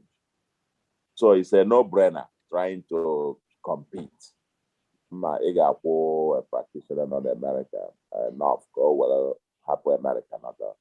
But let me also highlight one thing. I mean, but I believe that if we significantly review the incentive system that they face, at least being consistent with even the other around, then we'll be able to attract more of them to the public health sector. After I may emphasize this difference. Just like education, our health sector is dominated by private providers. And now we have health insurance system that also enables people to go to the private hospitals, even with the health insurance, ASHA, Anambra State Health Insurance Agency, that is now, enrolling close to 200,000 people now enrolled, with private hospitals also providing service. For many of these doctors, giving them latitude to practice or to have private practice is a claim. If I will attract them to public service, alone are public hospitals, and as the case may be, which, like I said, is simply addressing the remuneration differentials, and then addressing the issue of their incentive, because they also want to practice. They want to be in the public sector and also have their private practice. And if you can appropriately structure a regime in which they can have both worlds, because government will never be able to pay them enough, quite frankly, in terms of outright salaries. It's just a no-brainer. For starters, if I may just give you guys context. In Goni, state government, they spent the last year, okay? If you punch it, and per capita, the actual expenditure of government last year, you know what it comes down to? 11,990 naira per person per year. Okay? PK by 575 exchange rate. The budget, if I number comes down to per person per year, last year, $21. $20.85 per year. That's the size of the government budget, of the government actual expenditure. This is from which you pay salaries, pensioners, fix roads, fix schools, fix the health sector, fix everything. It's on this, $20.85 per person. You check there where you are, you're talking about tens of thousands per person in the state. So is this to bear in mind about the binding resource constraints? But like I said, we got to review the incentive system. If you pay peanuts, you can only attract monkeys. But the incentive is to give them the latitude to also have private practice. But there is more to it. In this era of telemedicine, we're looking for opportunities of global networking. Because in network with our people abroad, we could also enhance even diagnostics and so on, aside from the laboratories. I mean, the best diagnostic laboratory in Oka, I think, is apparently being provided by a private person who has just built a magnificent one. And I know a person from Anambra who is prepared to spend almost $30 million just to improve the diagnostics facilities in one of the teaching hospitals. This is private, not public. So health in Anambra is largely provided by the private sector. And there seems to be a boom there. But the public health care practice is what we require to improve very significantly. And health sector actually has the longest, the largest number of pages in our manifesto in terms of our agenda for the healthcare. Now, on food security, let me put it this way. It's a very tricky issue. Anambra is not a sovereign state with boundaries. Anambra is a state in a federation. It's a state, a federation with free movement of goods and persons. Therefore, and Anambra has the second smallest landmass in Nigeria after Lagos. And everywhere is quickly getting built up. Everywhere is rapidly getting fully built up. The places where you still have large expanse of land happen to be mostly in Anambra, the Omambala area at Obaru. And their large farmlands are also subject to this periodic flooding that wipes out the produce in those areas. So there is a question about the space to even do the agriculture. Everywhere is getting rapidly built up. And whether, in fact, Anambra should seek food security. I mean, what I mean by being self-reliant on food. You produce everything that you have to eat. It's like in America, thinking about a state producing everything it needs. No, there are places where they produce one or the other. They move across the states and supply everywhere in the value chain system. So the first point to be made is we're not, I mean, I don't think that is an aspiration. We would maximize fully the agricultural potentials of the state. But make no mistake about it, about thinking that the food you eat in Anambra will only be produced exclusively by Anambra or in Anambra. A lot of progress is being made. There is the Anambra rice. Of course, we produce cassava, we produce yams, but I wouldn't be surprised to know that quite a large chunk of the yams comes from both Bonny and the north, for example. Tomatoes, carrots, and several of those cucumbers and all of that. They come heavily from the north, onions, as the case may be.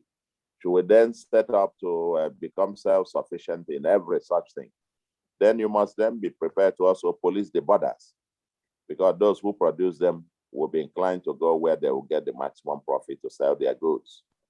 Like I said, that's a federation. So, but we have a huge agenda for agriculture, primary food and agro-processing industry, so to speak. On cattle ranch in Anambra, first of all, I need to inform you that Anambra just passed the anti-open grazing law last week. So this idea of carrying cattle around the place and so on and so forth will stop. Awesome. Yeah. Now, cattle ranching, I think invariably that's the only way to go. But the state government is not going to use its money to build it. Those who want to get into agricultural because of, they want to do cattle ranching. It's like another business. You want to do poultry, like you want to do this, you go and acquire land and have your ranch. It's business. Cattle ranching is business. And so just like those who want to have poultry, those who want to farm cassava or whatever, they acquire land and they get on with their business. So I believe over time there will be cattle ranching, but I don't see state government being involved in that. Social values in public procurement and so on. Of course, that is that goes without saying. But let me also, especially for us, in the area of patronizing made in Anambra, in terms of procurement, depending on what type of procurement that is. See, because when you focus on patronizing made in Anambra, if you are building and you've got to get your tiles from the public building, for example, and your tiles have to come from those producing tiles in Anambra, that means them creating more jobs. Okay, and in designing a contract, I have been involved in doing exactly what you say. The design is often not a very straightforward one, depending on the specific contract. Where you put in the objectives can be conflicting. There are procurements where cost efficiency is the issue. It's very important. Otherwise, if you got to tell somebody, say when you begin to make all those prescriptions of number of people that you must employ and so on and so forth. Of course, you have to also add those in their margin, so to speak, to be able to accommodate those. They will add it up because they will have to pay for it one way or the other. Especially where the labor that you are asking them to employ is not a very productive labor. So the effective labor wage is the problem. It can become an issue. Because when you put to them, you have to employ a certain number of people who are just going to be there redundant. They haven't got the skills, they haven't got the stuff to give them value for money. Then you have to find another, they will have to find a way for you to compensate in terms of the cost of the contract. But our primary focus will be on the Made in Anambra first. Everything that you got to use in execution of projects or public contracts and so on, well, except where it is impossible for you to procure that patronized Made in Anambra. That is the first. If you can find, patronizing and hiring local labor that can do the job, that is awesomely possible. Social responsibility, yes. In terms of the social responsibility for those, in terms of what they can contribute to, what they are obliged to contribute to, and in the communities and so on and so forth. Oh yes, those who are going to request, but they're going to be an appropriate balancing act between cost efficiency, delivery of service versus the social objective, the social value, as it were. I like when say Anambra turned as war zone, unprecedented. Yes and no. Yes and no. I think that statement is not fairly accurate. Not fairly accurate. Yes, you are right. Anambra was created where many years back, I think by Babangida in 1991 or thereabout. But let me share with you that as at 1999, when Mbadnuju came to power, you couldn't walk in Anambra, you couldn't go to Anambra. That was what forced Bakassi. Sometimes the robbers would engage, and there was one case where they engaged and killed everybody in a luxurious bus. I think at the Navy area. So shut down, killed everybody. If you walk the street, you weren't sure you could. I live, even though, gallivanting around the world, but ostensibly I live in Enugu. Each time I drove past, getting down to Anambra, across the Amansi, welcome to Anambra. Getting into Amansi, welcome to Anambra. Your heartbeat will rise. Because you weren't sure if you go home with the car, with your car anymore, or even come back. They could just see you, in order to get the car, they will open fire, so to speak. That was the era before Mbadinuju came with the Bakassi boys. And those of you who are familiar with that era know what happened. It was a jungle, total jungle in Anambra then. So when you say it's unprecedented, I will beg to differ that we have gone through, we've seen it before. We've seen something that you can't even explain in today's terms. Now, a few years ago as well, Anambra was a den of kidnapping. My father was kidnapped. Several people can relate to who was kidnapped or who wasn't kidnapped in their village or the other. But in the last 7.5 years, let's be fair, ndị mmadụ na-agbagbu nkwụ nwaanyị na Abuja na-agba nkwụ nwaanyị na Lagos until this government came. All that became history. And more experience by the number of security that I used to. Sometimes I used to go back down to Anambra with no security because I felt absolutely safe. Kidnapping was looking like far, in the distant past. We still don't hear about it now. But in recent times, there's a resurgence. First, 3, 4 sources of that. Number one is the issue of, I don't know who they are, but some of our brothers who decided to be attacking the security agencies. Wherever they saw the police, they attacked them, attacking police stations, attacking prisons, and so on and so forth. That's one major source of that. That's one. Two, some people believe that much of the resurgence in recent times is actually politically sponsored by political party or candidates who believe that their chances of winning is within the context of insecurity and for people to be afraid to come out and vote. That's the only way to voter suppression is as a strategy. And that they are deliberately sponsoring that. That's all over the state. People are talking about it. So, but having said that, the question is what we can do to bring things, to turn things around. Of course, my first point is that, and I said that at the beginning, the state of affairs na n'Igbo a ga-ekwu ekwu. Mụnwa ga-achọ ka onye ọbụla bịa n'ọdị na tebụl, ma ndị nọ n'ime ọfịa, ma ndị nọ n'ilo, ma ndị nọ n'ime ụlọ. Onye ọbụla bịa na tebụl ka anyị mee gịnị? Ka anyị kwuo ya. Ma agbata ya n'egbe.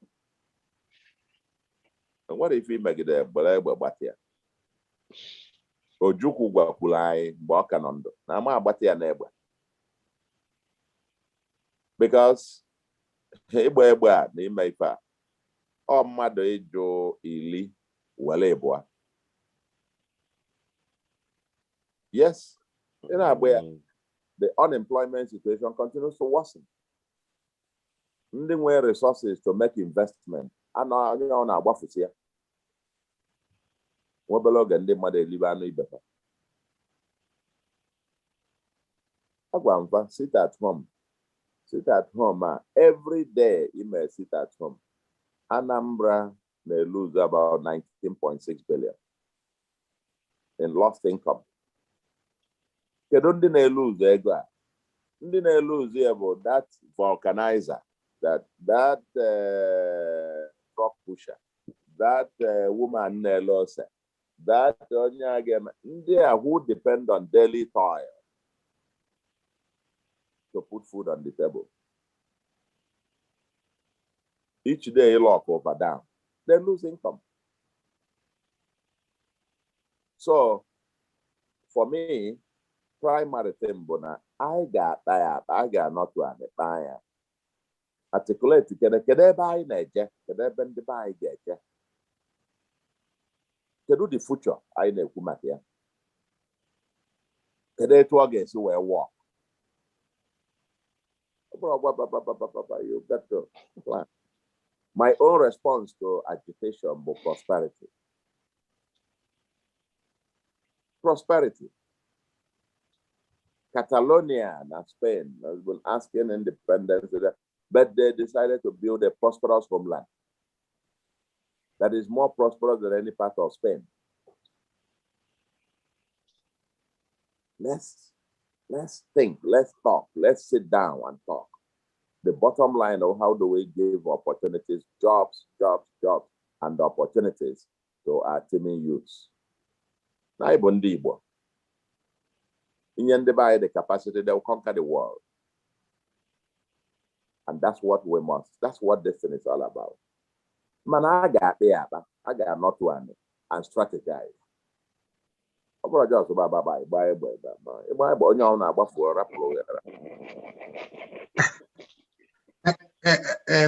Thank you. Thank you, CC. Let me the last one about education. Education, yes. As brief as you can deal with that, that would be very awesome. Yes. Sir. No. That's a quick one. Equal gear. The way to bridge the gap is simple, straightforward. Get the public schools to work. Yes. Period. Get the public schools to work so that it becomes, there is a real choice. So that when you're onye na-eje na private school, out of choice. But when people have no choice, when the choice said they can, when there is actually no choice, then there is no choice. People are inclined to go to the private schools. But let's also say the other side. I mean, for me, is to lift our public schools higher significantly and give the Anambra, the children, a real choice. But our private schools are doing very well comparatively. We are going to bring in stricter regulations in terms of standards, monitoring, evaluation, give our children, our teachers, what is actually required, and motivation that gets them to, give their very best. There's quite a lot of retooling that will have to happen. Both teachers in the public and private schools to have that immersion of our children into the digital age. So, one sentence response is get the public schools to work. And so the choice becomes then a question of choice and increase the choice many for our people to decide. Fair enough. And they provide the private public school now work. Just not and private. Oh yeah, once they call it private, yes. I say a poor yes, they buy all the free. I say Mbanifa, no bag or Bengwapia. Exactly. No bag or Bengwapia, and they bought who believe in higher value. Quality. Not the place. But let's improve them first. And then we'll see. And I have tried the experiment in my village. There's no time to tell the story. But when I adopted the school and provided them what is not even available in most private schools, the enrollment in that primary school rose from 295 to almost 900 that it has been for about 10 years now. So you'll see that the issue will be the issue of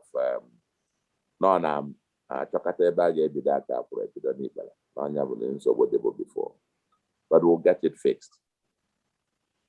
Thank you very much. And let me say the last thing, please. About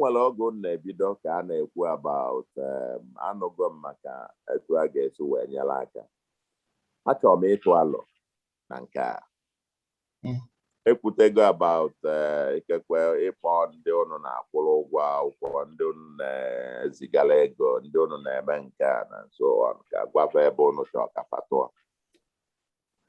eziokwu mana ọ bụsịrị eziokwu ịma anọ m ebe a onye ihe na-akwụrụ ụgwọ akwụkwọ ị na-ezigara ego nọdụ ebe a kpọọ ya na fon si ya na ebe ịchọ ka ọtọ kedu ife ịchọ ka ọ sarị yes sir.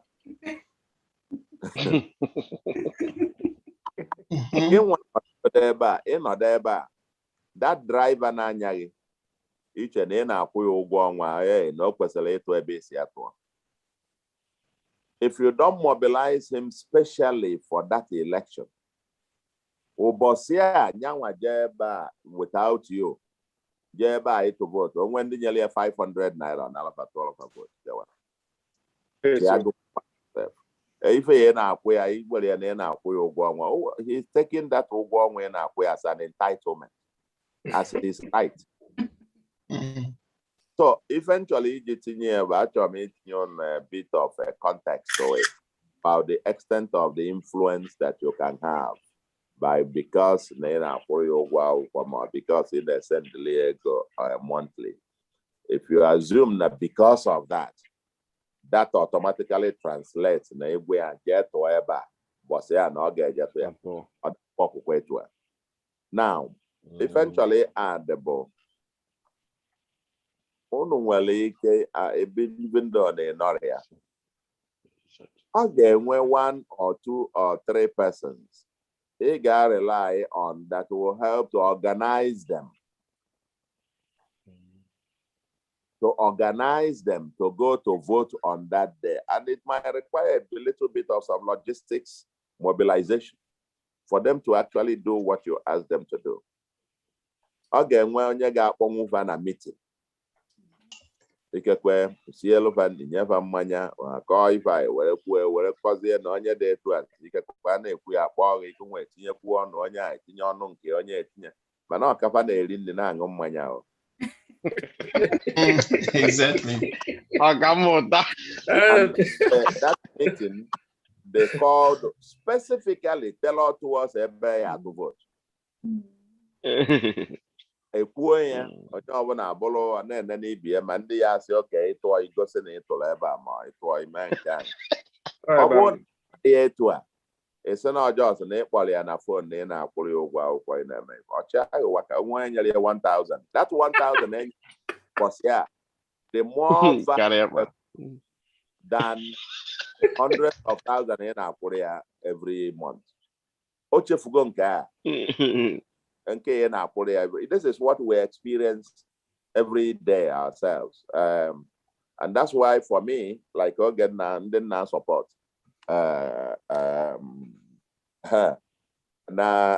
Soludo Monwa,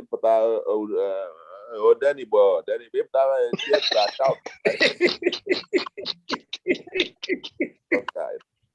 But that doesn't mean the mama meeting Nabem. What you have do na compound bemeba ana sin ya na eri na emeba ekwucha ya asoba okay nga onye cross or just across the road ebe a wee bata na be e chọrọ fe ego moto fa ga eju welo when I say it man every time you not ọ na-abịa na be call go mpa nke na nwa ya nọ na hospital nke you know what they're gonna enjoy. Don't take it for granted. No, but say election, you see a Javeba, no guess. You got Poquia, you call or where solo Javeba. I'm just wanting to put the big that there's a little more effort to it than just because not dependent on you. He will behave except you are looking over his shoulder on that day. So I just wanted to give you that perspective in planning, because I know with your degree of influence, that influence will require a little bit of organization to be effective back home. So thank you very much. I deeply appreciate this, and I like to have this engagement a lot more. And like I said before, every time, you are not just a team to work with us to get power, but you also be a team that we can work with in governing. The idea, the human capital that is embodied in those of you in diaspora, even if it is this kind of Zoom sessions where you offer your advice and guidance and so on and so forth, there is a huge human capital embodied within you that we can leverage to create that homeland that we all desire and wish. Thank you very much. Thank you, Excellency. Thank you. Thank you, Excellency. Thank you. Thank you, Prof, for that detailed result-oriented and articulated, solution-oriented answers to the questions.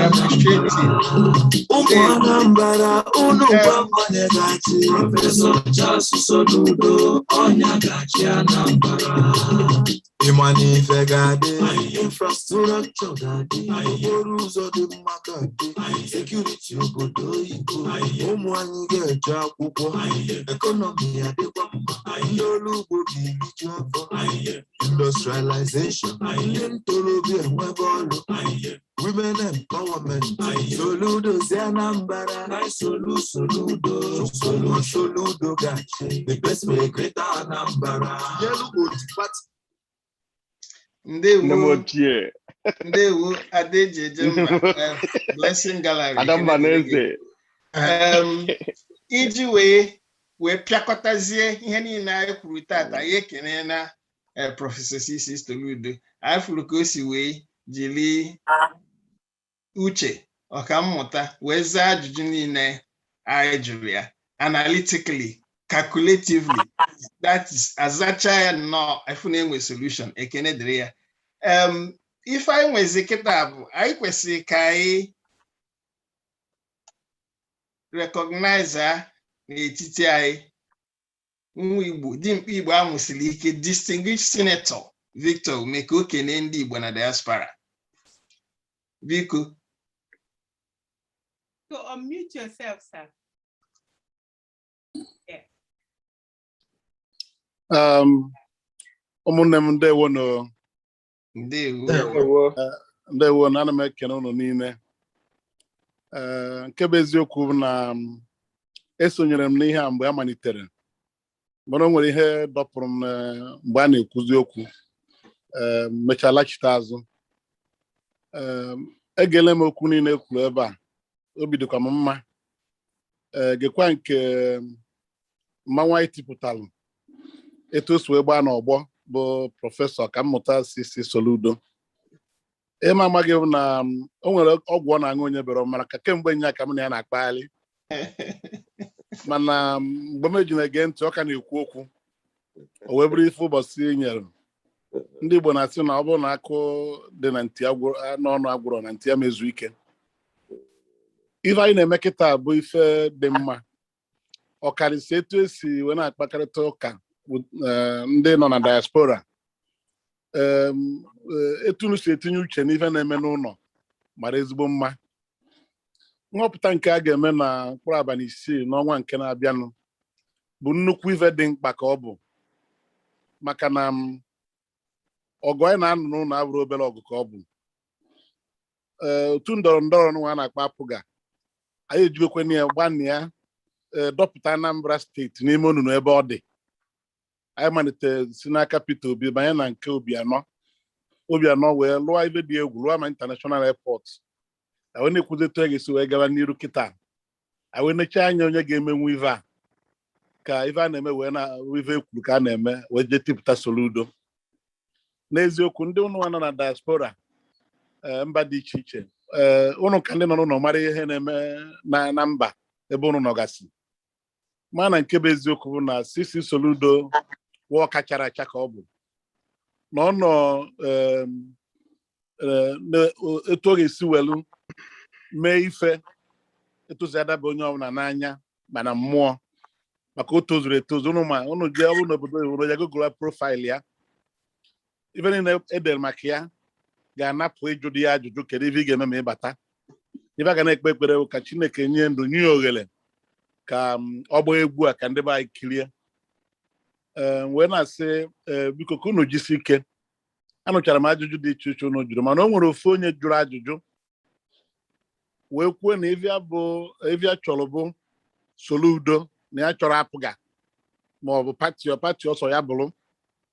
Ama na Soludo azaghị ajụjụ oge ọ gwara unu okwu, ọ ga-akọwatugo ife gbasara apụga ji wee dị mkpa ka ọ bụrụ apụga bụ ebe ga-esi je nyam ije, maka na pati dị iche iche achịbuona.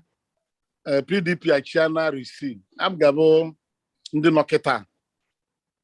O nwere ife gbasara apụga unu nwee ike ịtụkwasị obi n'ime. Ama na ka mmụta Soludo ya akọwagoli unu nọ apụga ka a ga-eji wee jee kpaa ife niile a ga-akpa maka ọnọdụ ndị Igbo na Naịjirịa. Ọ bụrụ pati niile ka a ga-eji menwu ya. Nke ọzọ bụ na apụga nwere karakta. Onye anyị tinyere n'ọrụ, ndị apụga arapụ ya ka ọ lụọ ọrụ. Adaji amanye onye anyị tinyere na ọkwa gọvanọ na-akpịrị ka o bute ego ka ekee. Ọgụ niile anụrụ na oge gara aga mgbe ndị PDP chịrị, egwana ego ka a na-eke wee na-anụ ọgụ anwa. Mana kemgbe ndị apụga were ọchịchị, udo dị na Anambra steeti. Peter Obi onwe onye na ya nụrụ ọgụ maka ego. Obianọ onwere onye na ya nụrụ ọgụ maka ego. Ego ọbụla na-abatara ha ji ewe na-alụrụ Anambra steeti ọrụ. Etu aka ọ dịkwa na nke Ọkammụta Soludo. Ọ bụrụ na ọ banye n'ọkwa, ọ ga-ejikwa ego Anambra steeti lụọ ọrụ ga-aba onye ọbụla n'ime mmụọ, n'amaghịzi nke oyi aka wee gachata n'ebe dị iche iche etu o si wee nwee contact na even in experience ọ ga-eme Anambra steeti ọ dị na mma dị karịa na ọ dị kịta.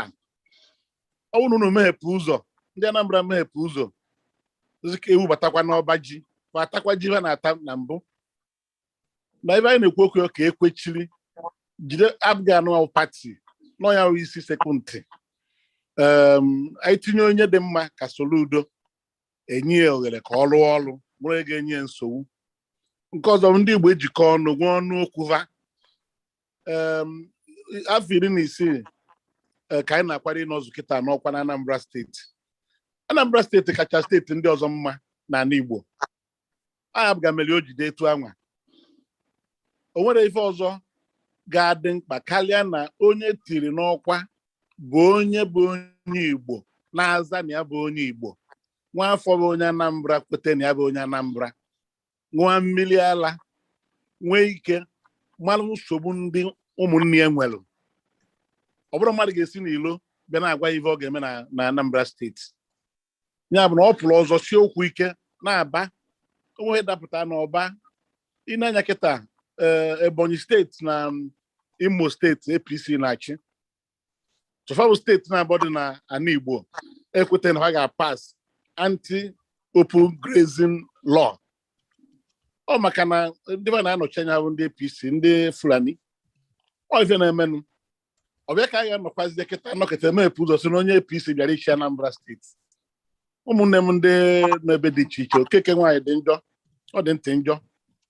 Anyị ga-eji abga tinye mbọsị ekwu na ya anụ ọgụ anyị anụba ọgụ. Okwu enye na ya agaghị eji egbe wee nụ ọgụ wee dozie ala Igbo.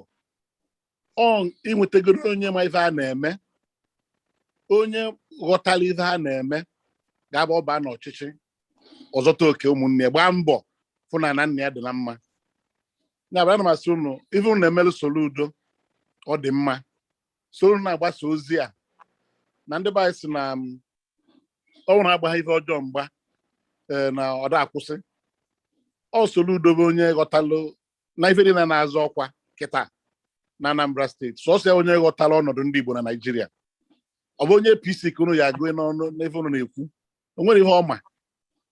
Ndị nke ọzọ niile ka na-asa arụ n'afọ.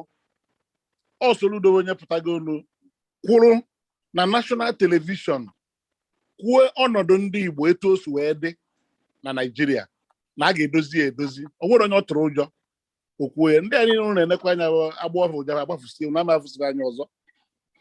Na ana m asị unu ka unu jisi ike. Ana m ekene Mayor Eze Ajui Ernest na mmadụ niile ọgọ nwoke obi sara mbara nọ na Atlanta.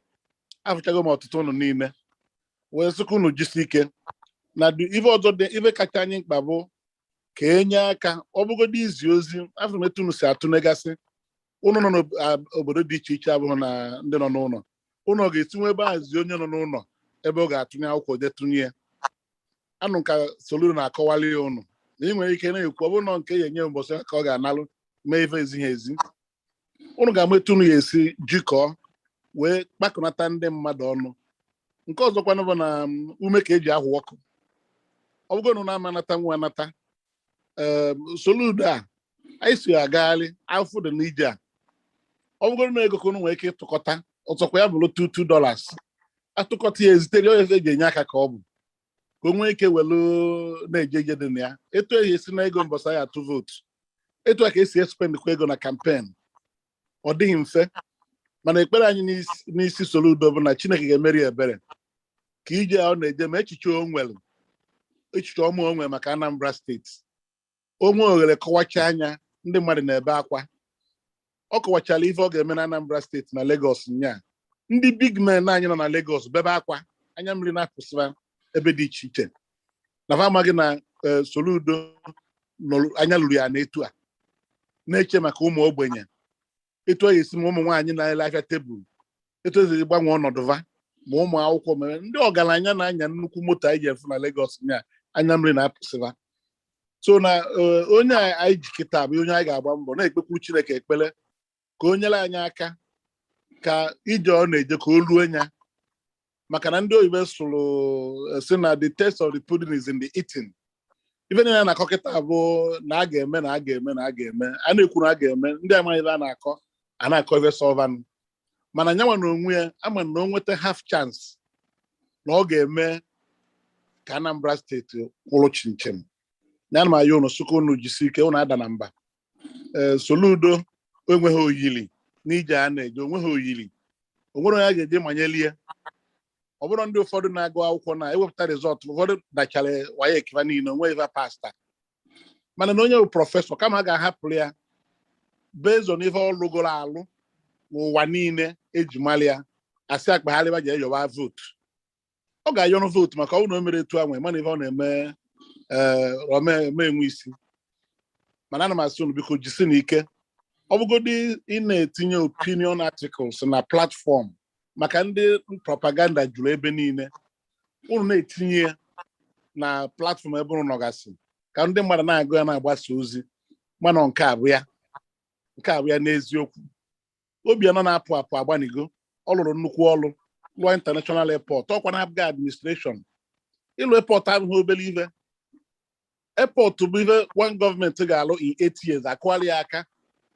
Mana agbanye ive niile obi anọ lụrụ na Anambra State. Ọlụkwa international airport. Unu ga-eji na nnata na land ya na ụmụeri na Anambra State. Unu ya nụ na-agbakwa plane na ebe unu si wee bịa. Ọ bụrụ obele ife ka ọ bụ. Ife na-atụ anya n'aka Soludo bụ ife ukwu ka ọ ga-abụ maka o nwere capacity to do it. So na anyị ga na-eme ọ na-etinyekwu anyị n'ekpere maka ndị na-agba egbe. Anyị nọ n'iru ọgba ọgụ mana ya ma agba ọsọ. Jisi n'ike abga nụ adabara na ịma na ife unu na-achọ ga-adịrị unu nata unu ga na-enwe aṅụrị. Abga nya bụ isiokwu. Ama na ọka mmụta akọwagori unu abga bụ isiokwu maka azọta na-ewe zọba ute ka anyị nwee onye ọ na-nwe ebe o si apụta na Naịjirịa ka ghara ịbịa tikpọ nke anya itikpọ ha na nke anya ifele ga-eme onye ọbụla maka ife dị etu a na ndị mba ndị ọzọ ga-amụ anyị amụ ọbịa na-ekene unu wee na-asụ na anyị nwere nọ n'ụlọ nwere obi siri ike na Soludo ga-eturu ugo na elekshọn a ndị mmadụ chọrọ ya ndị be anyị chọrọ ya ọ ndị propaganda ndị na-akpagharị ndị nwere ife nwere to offer to our people ewepụ anya na bọọlụ a na-agba kịta unu wepụ anya na ya fabatafe destroy the whole thing we have labored to do and may God prevent it in Jesus' name. Amen. Ana m asị unu daalụ n'o Chineke gọzie unu onye na-eme Chineke gọzie n'ọrụ ya. Ndewo distinguished senator. Ndewo ekene dịrị unu niile. Onye nwe anyị ga-edu unu ọ ga-edu unu na-ejedu unu na-abata ife niile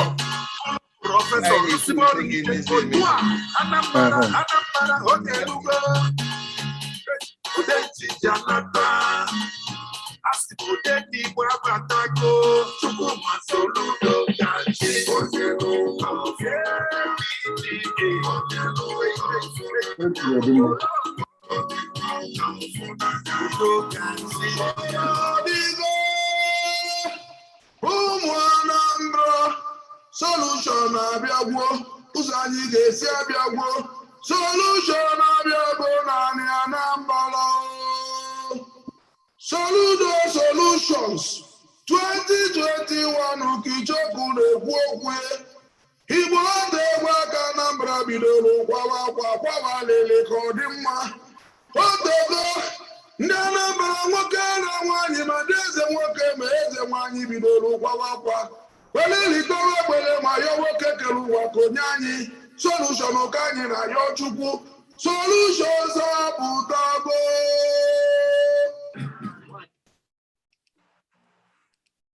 Ndewo Adejemba Blessing Gallery.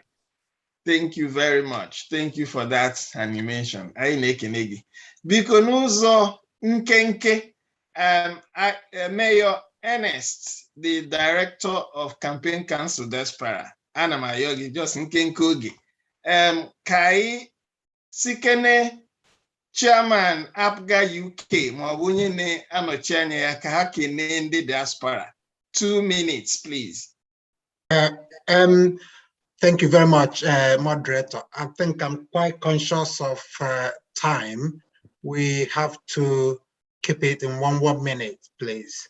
Okay, fantastic.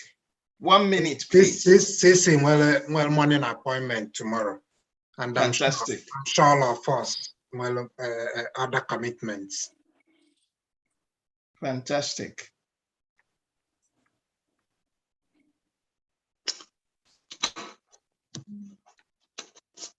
Ndị isi anyị ekelela m unu.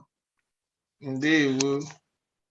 Aha m bụ Chief Okechukwu Emenonye, awụ m BOT Chairman na Abga UK. Odenigbo ekelela m gị. Ọhamadike. Okay, ndewo. Ekelela m gị sir.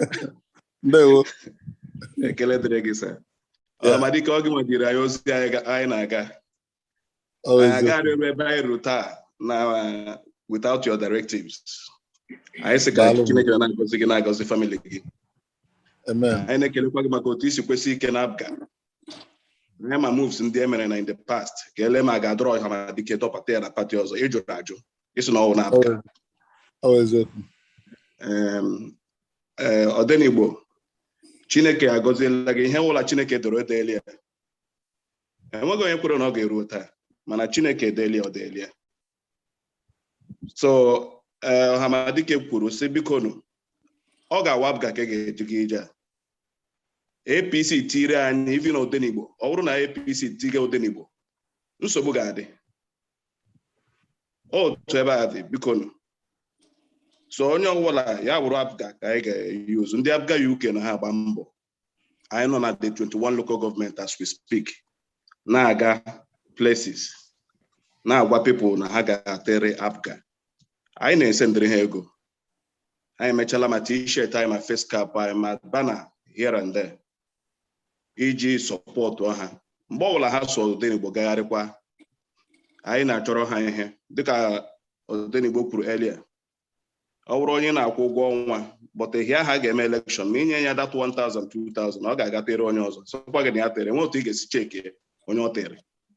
So meeting a ga-eme a night to that day dị very very very important. Ọ bụrụ ndị family anyị kpọọ ha anyị were ego nyekwa ha ụmụnne anyị pụta anyị ga-enye ha ego ma inye ha ego that day onye ọbụla kwere ha 1 naira na polling unit ha ere ya. Ihe ọzọ anyị ga-emekwa n'ụwụ dịka Abga UK na-emekwa wee gbalị nwee ụmụ youth anyị ga-protect vote anyị because a na-ezo ohi vote too much.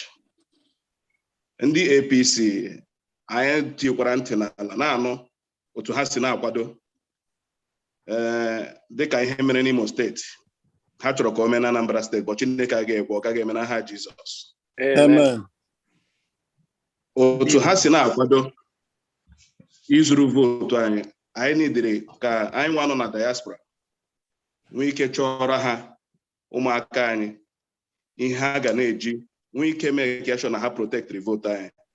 Wetara anyị polling unit result na ya ha edere anya post ori anya through social media. Otu a ka anyị si mee 2017 mgbe e mere elect Governor Obianọ. Anyị na-aga polling unit to polling unit anyị weta the result anyị sendere mmadụ. So enweghị onye ga-eri the election. Chineke nyere anyị Odenigbo. Ọ Chineke wepụtara Odenigbo si ya bịa zụọ ndị Igbo. Akpọghị Ode na Anambra ọ bara ya Odenigbo. Ochichi o jiri. With Odenigbo ana m agwa unu sọchọ Chineke ma Anambra ala Igbo ga-adị mma. So anyị na-asị Chineke nna ya gọzie anyị niile chekwa anyị niile so that by the 6th of November ọ dịkwa possible anyị zukọkwa ụta were kelee Chineke maka ihe ọma o mere anyị. Ihe a ozi na-abịa from Abga UK. My chairman nọkwa somewhere but ama ihe eji mee si meet. So chairman biko ọ bụrụ na ha nye gị 1 minute inwe ike kelee ndewo Honorable Chief Okemerenya ya ekene gị ịnọchite gị anya ndị Abga UK n'ebe ọ pụrụ iche. Ndewo. Anyị na-ekene ndị niile Prọfesọ Atọ Ume ndewo. Njenje Media TV Maazị Ezeoke onye ude na-ede ụwa niile ndewo. Anyị na-ekene gị. Anyị na-ekene Pidgin Media ma Broken ma Igbo ma BBC Igbo ma BBC Pidgin, anyị na-ekene unu ncha niile, ndewo. Ndị midia niile nọ n'ọnụ ekene dịrị unu. Anyị ma na akụkọ ọnọdụ anyị a ga-ede ude n'izu a. Anyị na-ekenekwa again double mayor Aunty Kate, ndewo. Anyị na-achọzi kịta ka anyị kpebizie ife niile anyị kwuru tata solution oriented, mana ebe anyị nweburu solution oriented approach etu anyị si profile, mana etu Prọfesọ CC Soludo bụ ifeọma na-abịara Anambra steeti si wee zaa ajụjụ niile anyị jụrụ ya, ọ dị analytical, dị detailed, dị solution oriented. So anyị akagbuo na nke ahụ na anyị emezie n'abalị a, maka na ajụjụ niile ọ zara ya nnọọ etu esi chọọ. Anyị ga-akpọzi the Deputy Director of Campaign in Diaspora, Prince Mayor na Atlanta, Neville, ka o bunye CC Ukpekene, bunye Victor Ukpekene, Senator Distinguished, bunye ndị mayors niile na ndị councilors niile na ndị ndu otu dị iche iche, otu ndị Anambra, otu ndị Igbo, ekene pụrụ iche. Biko Prince Mayor Neville, ka anyị n'onu gị, ndewo. The incoming governor of Anambra State, Professor CC Soludo Odenigbo Agwata Lorumba, ndị diaspora na-ekene gị. A distinguished senator, Victor Ọhamadike ndị Igbo.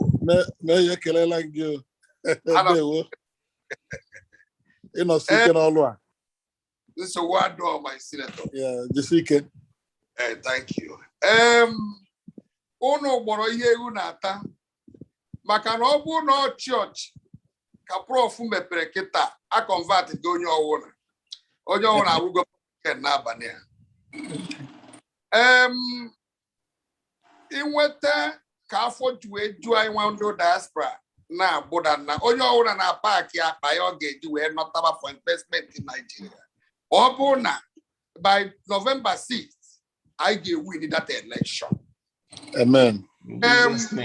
Ịma na onye nọ mmadụ nso na anụ isi ezie, ama m the feelings of the diasporas. Enwere onye n'obodo oyibo achọrọ ịnọta anọta, mana ife na-atụfu egwu bụ the security of their investment and their life. Mana okwu Odenigbo kwu n'abalị a, onye na-anabie ọ na-ana with hope. Okwu Ọhamadike kwu n'abalị a, onye na-anabie ọ na-ana with hope. Anyị amago na a ga-enwe new Anambra State. Obidogo from Akpoko Dike as Blair.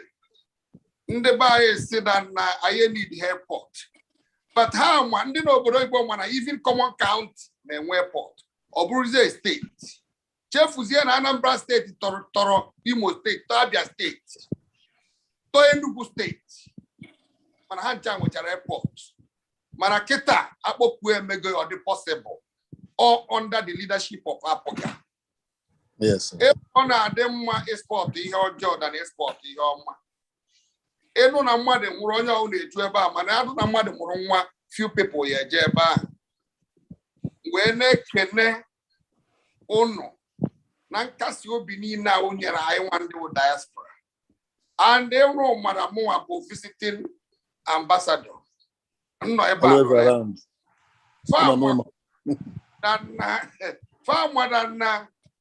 Fama na-etu arụ dị m na mmadụ ka ndị na-ata afụfụ. So ka ha gwa mazie na Nigeria na banye ego under Apoka. Mgbe na-asị biko ihe niile anyị kwuru n'abalị a, ma advice niile unu na-enye anyị, ma ihe niile anyị eme gbado ha ncha. In fact, most of the diaspora will start coming home by next week.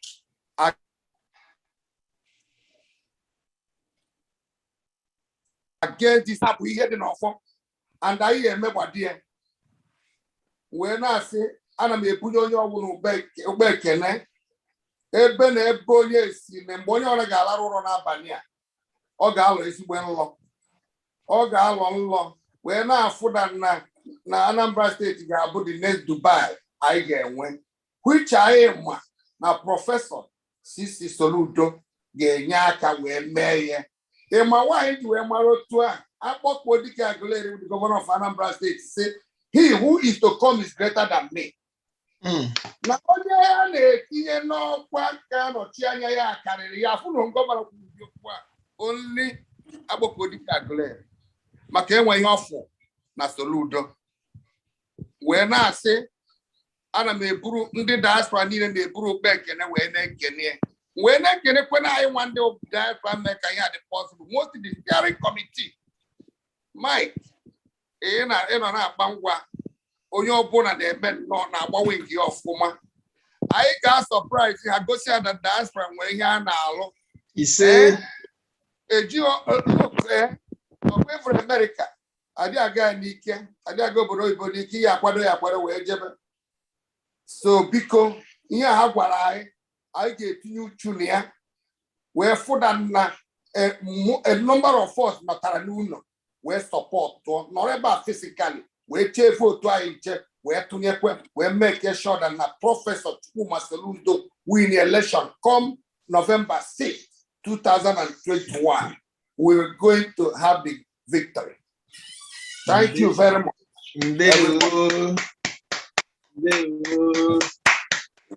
Ịgba nke ewu na-eri ọ dịzị ka kwado nke a kwado mana nna m ekwana n'anya ma nwere akwụkwọ ị na-ene anya were ekwu onwekwa akwụkwọ m fụrụ deewo isi ike ka ịgọrọ ka oge ere n'aha Jizọs.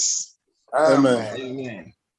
Biko anyị na-ekene ndị niile bịa wee mee ka ọnọdụ aga ọfụma ndị niile si obodo dị iche iche ana m afụkwa ma Okwu Anedo Ikenga Eshia unu ncha niile ndị niile nke onye chiri nyazelu Peter Okafọ daalụ nu Jude the chairman of ọgbakọ UK Dr. Jude Eze ekene dele gị anyị na-ekene unu ncha niile Dr. Scholastica daalụ ndewo nu ife niile ga-agacha nke ọma ife ọma na-abịala Anambra onwekwa onye agha abụnye ezigbo ife n'ọnụ ọsị ka abụpụ ụfọdụ na-asị abụghị ha chuga n'ọnụ mana ọ bụrụzi chuga ezigbo ife nnọọ onwere onye agha abụnye n'ọnụ ọbụpụ ekene dịrị Chineke wepụtara anyị Prọfesọ CC Soludo n'oge dịka oge a ihe ga-agacha nke ọma biko ịma na ọ bụrụ na ị na-ekwu ife ọ na-aga ọfụma o nwere mgbe nje wọchịchazie muvi onwerezi onye kwere ana ma mgbe ọ bụ ịwọchịcha muvi bifo n'anya n'azụ mmadụ niile esigo n'oche ha na-apụ ya na ọ na kịta ife na akụkịta almost going to 12 o'clock o nwere onye ọ dị ka anaba ọ dị anyị ka a na-ekwu onye akwụkwọ na ife ọma na-abịala anyị ndeewu na ekene dịrị unu mma yosi mayor. Sorry, Dr. Chukwujekwu, ka Njenje Media kwuo just for 1 minute. Thank you. Wonderful. Maazị Ezeoke, Njenje Media Global, ndewo. Evening, ụmụnne m, ekene m na anya unu egbu na m. Ọhamadike, ekene m. Ndewo, Njenje. Prof n'onwe ya. Ịma na akwụkwọ na-ekwu asa na-ama atụ ụtụ ọhụrụ dịka ọdịnolu. Amaghị gị aka n'azụ so wee bụrụ ya Prof na ajụjụ niile ịzara amakasị wee sị ka m nwa wee were ohere a Prof amara m ọkana ya esendibugo m ya letter of invitation ka ọ bụ na okay Prof, thank you. We once spoke or had a conversation, if you recall, during the COVID lockdown on this on our platform Governance Index, Njenje Media. So, Prof, I don't know how convenient it will be for you within the next week or so, if we can have one-on-one on Njenje Media TV. I've extended that to many of the contenders as well, and some of them have appeared. So one name already, more one years in if it kedina go at so yeah, mazine so because Prof, I will know a quick 30 minutes to 1 hour, conversation that will be streamed live on all our platforms. Again, the conversation will center around, like what you have said this evening, Kedihe Ige Melunda Anambra. Makaya Buoku, Arekutechakwa ni ekute, no nde nolonu. Anweka ikukusi kodika, wenkan epupu. Ekuku ozo, kandozo wenokwa. Ekuka PLF, kama moya banante. Ndewo. Okay.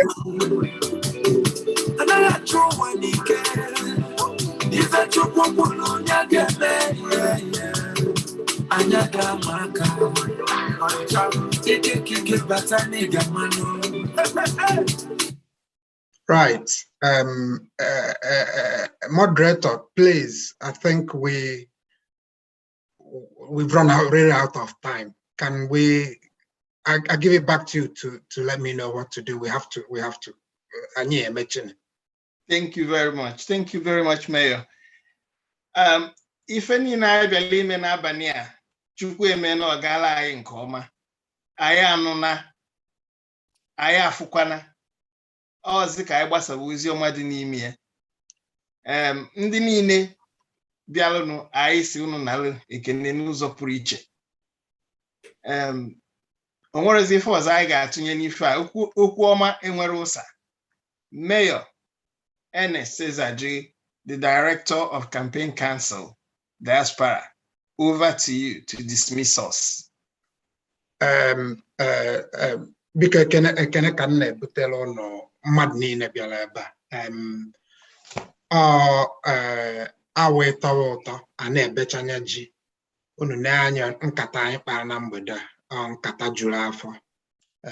Bido na manifesto, bido na anyị esinye aka, bido na anyị esinata Anambra onye ọ na-atụnyewe mgbe ọkwa dike kwuru think home philosophy. So Prof is going back to that think home. We have to think home. So ekele ka m na-enye unu. Ama na ọtụtụ mmadụ wenere aka enu ka fa jụọ ajụjụ. Ebe anyị atọch ha, anyị nwere dedicated email na the flyer anyị send. Prof kwuru na nke aza ha si send ele na ayazi and get back to us. So definitely onye send the email na that dedicated email, we'll pass it over to Prof. Because Chief Dr. Victor Dalurin yeah, ọtụtụ ndị bụ ọgbanye ihe ama ha ịna asụsụ na nwayọ ha nọ mana onye ahụ gbanitego olugo mgbe eji edi naanị. So ekene dị unu counselors, the mayors, the doctors, nurses, onye ọ na-abịa biko anyị recognize unu, anyị mere appreciate na unu bịa, and anyị enwekwa possibly this conversation again. I'll go there with CC or with another figure na nochitanya CC, but we want to make it work so that na mbuli ahunda Anambra ya kwụsịnata. Daalụ biko chairman ndị Abga UK, unfortunately anyị na-akwado log off. Mana awu na eka nọ na call. Anyị moderator, I'm rounding up, but I recognize na ị nọ ebe a, and then you ma effort niile make go. Gị na ndị Abga UK na-eme. So because we are wrapping up. CC, well, morning meeting tomorrow, and it's almost 1 o'clock. So Dalun Rinne, ndị na-eme recording ma ndị edem ozi anyị ziri na mgbede a si recognize na chairman Abga UK na ya na ode akwụkwọ ya BOT Abga UK. I pass the message together. Thank you very much for this opportunity. Ndewo Adeje Jemba, Blessing Gallery, music please.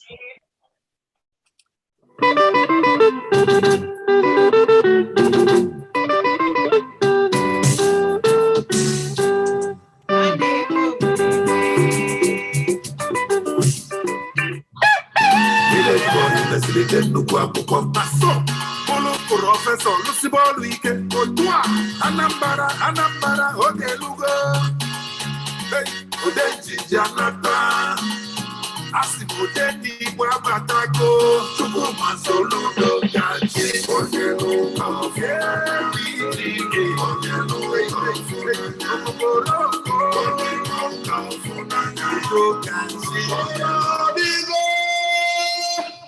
ụmụ Anambra solushon abịagwo ụzọ anyị ga-esi abịagwo solushon abịagwo naanị Anambra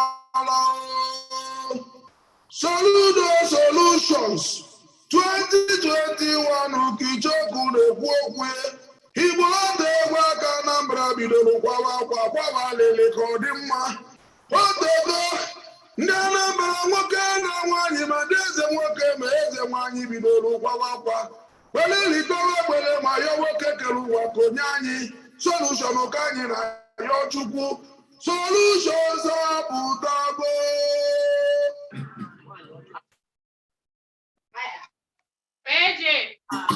Special thanks to Blessing. Hello. Thank you. Thank you, Blessing. Thank you, Blessing. Thank you very much. Thank you, Honorable Chief Alex. Mike, bye-bye. I'm blessed. Let me name floor. Honorable Chief Alex Ibaka, Mike Enebechi ndewo. Daalụ rinne. Ife dịara ama obi ekene dịrị gị. Thank you for coming. Thank you. Thank you so much. It's been wonderful. Daalụ.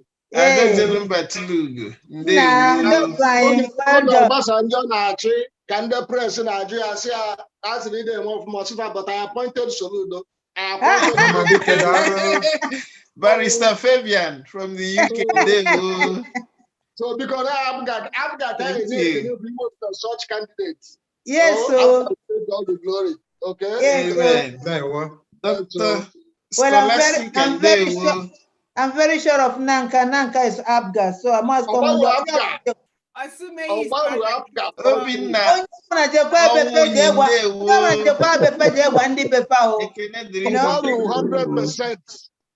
Yes, so think individual general one day paper, Nanka 100% Abga.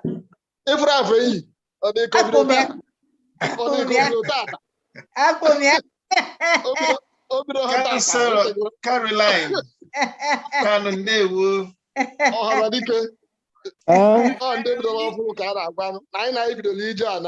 Na 2003. Yes, so Honorable Victor me. Nanka ga-abụga ga-emeri na nanka ama m nke a.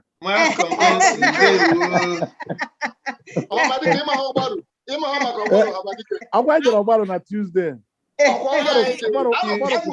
Antonio Penendewo. Everybody can unmute themselves now. Sorry. You can unmute yourself now. Hello, everyone. You can unmute yourself. Hello, everyone.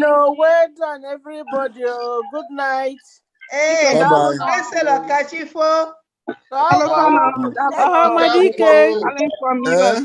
Good evening. Yeah, good evening. Mama.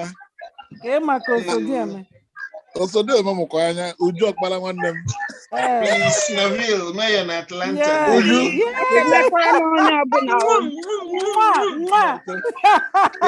Dr. Scholastica.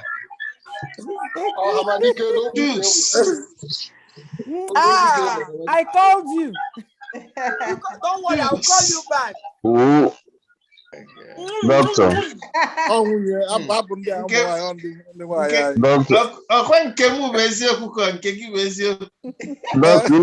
Unu mechiri anyị ọnụ si anyị ekwu n'okwu na-achọ ka nkele unu okwu akalia ọbụmọba na nnobi chief nwaka ibie na nnobi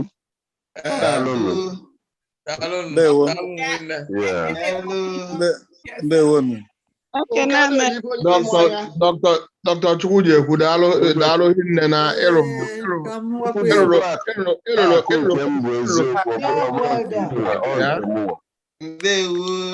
Yeah, Dr. Michael, you did well. Thank you. Well done, Dr. Michael. Well done. Amarike nwanne m thank you. Adensela Caroline. Blessing Gallery. Well done. Thank you, ma. It's not easy. Adeji And Didi Kwanodi, you represented us very well. So onye amara ihe eme oya connection maka ama na before tomorrow millions of people want this interview.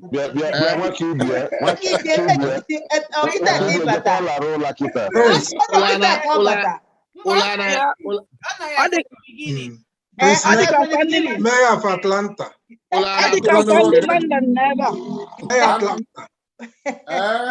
I catch up later? Maka publication. Bro, kwenye me ngala male bosi. Canada. Me ngala male bisi. Ihe mụ na gị na-ekwu ebe akịta ọha mmadụ ntị ya aghọta ya maka na anyị maka anyị ha wee nụ ọgụ a. Ọsọ ha Amadike NS ọsọ ha Amadike ya ama ihe mụ na gị na-ekwu na forum a. Nwe ndị ọzọ ya anụ aghọta ọgụ anyị nụrụ ihe ya. I know. Otega anụmanụ ọgụ a. Ọsọ ha Amadike NS ọsọ ha Amadike ya ama ọgụ ma ndị a chọrọ iti na windo tupu na London a ka o wedela anyị mma apụga were ebe anyị na-ata ọsọ Amadike ya aghọta onwe onye ọzọ na forum anyị aghọta ihe anyị na-akọ mana nsogbu ụlọ emerigo ndị awa ọnụ aka na-anụ olu ndị ka wa anago in America, because just for us to acknowledge it, 1 minute, beautiful thing happened, and then my share na all platform America. Okay, share it. Let's see. Yeah, Uju. Anambra, ntụliaka elu nke onye isi ọchịchị obodo Anambra erukwala ọzọ. Ya mere, ndị Anambra bi na America bụ Soludo Promoters USA ji akpọku ụmụ Anambra, onye ukwu na onye nta, okoro na agbọghọ, ndị nze na ọzọ ka ha tụnyere ọkammụta Dr. Chukwuma Soludo votu ha ebe esere oke ọkpa maka ihi na ọrụ ọma onye na-arụ ka ekwe na-akpọ ya. Onye bụ ọkammụta Dr. Chukwuma Soludo? Ọ bụ ọkammụta ka ibe ya nke akụ na ụba ma ọ bụ economics. Anaghị eji enyele ihe agba n'aka. Ụmụ Naijiria mara ma chetakwa otu Dr. Soludo si were ọkwa gọvanọ etiti ụlọ akụ Naijiria bulie Naijiria elu ma tụrụkwa ugo dị iche iche. Ọ bụ ihe ndị a mere ndị Anambra ji were otu olu yọọ Dr. Soludo ka ọ rọrọ ha ọrụ gọvanọ maka ihi na onye nwere nkwa a na-akwa aka n'ume. Nke a bụ soro na atụmatụ nke ọchịchị Dr. Chukwuma Soludo ga-eji rụọrọ ndị Anambra ọrụ. Nchekwa Anambra site n'ịzụ ndị nche na inwe ngwaọrụ zuru oke nke ga-eweta udo na nchekwa pụrụ iche, inwe mmepe na nhazi ọdụ ụgbọelu mba ụwa kacha ibe ya mma n'obodo Anambra, nkwado mmepe ọrụ ugbo nke mma na ọgụ, tinyekwara ngwa igwe maọbụ mechanized agriculture. Ọchịchị Dr. Soludo ga-eme ka ụlọ ọgwụ ahụike nke Anambra bụrụ akwa akwụrụ nke ga-eme ka mba ụwa dị iche iche n'Afrịka na-awụcha na Anambra maka ahụike nke ndụ ha. Ọchịchị Dr. Soludo agaghị ime ka ọrụ akụrụngwa maọbụ infrastructural project dịka okporo ụzọ, akwa mmiri, ọkụ sola eletrik, mmiri ọṅụṅụ, ụlọ obibi na ụlọ ọrụ dịka ala bekee. Agụmakwụkwọ praịmarị na sekọndịrị ga-abụ n'efu, ebe ụgwọ ọnwa ndị nkụzi na ụgwọ ndị ezumike nka ga-eru ha aka ọnwa ọbụla na-abụghị ọgụ na mgba. Ọchịchị Dr. Soludo ga-eweta ụlọ ozi teknụzụ maọbụ information and communication technology. Tụnyere Dr. Chukwuma Soludo votu gị site n'ibinye aka n'ebe esere oke ọkpa maka ị na-chefugo mgbe ihe ụwa ga-adịrị gị na mma. Ọ bụ Chief Pat Ọkpara Obi Sara Mbara onye nhazi, Dr. Pat Ibe osote onye nhazi, Nwada Rita Evans onye ndu ụmụ nwanyị osote ka onye ndu ụmụ nwanyị Dr. Mrs. Uju Okpala, onye mgbasa ozi Maazị Anọchie Obene, na osote onye ndu ụmụ nwanyị Lọlọ Uche Ezechukwu, ndị otu Soludo Promoters USA tinyere aka n'ozi a. Jidekwa ka iji. That's wonderful. Well done. That's good. Good night. Good night. Good night. Bye-bye. Good night, Senator. Bye-bye. Bye-bye. Thank you, Rita. Thank you, Rita from United States. Thank you very much. Are you related? Are you from Orif? I'm from Azubu. Okay. Yes. We used to be in London. I was in Canada.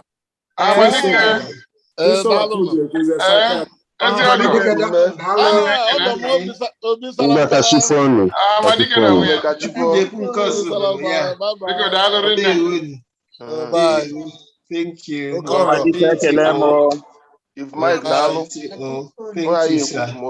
Chairman, Abga UK.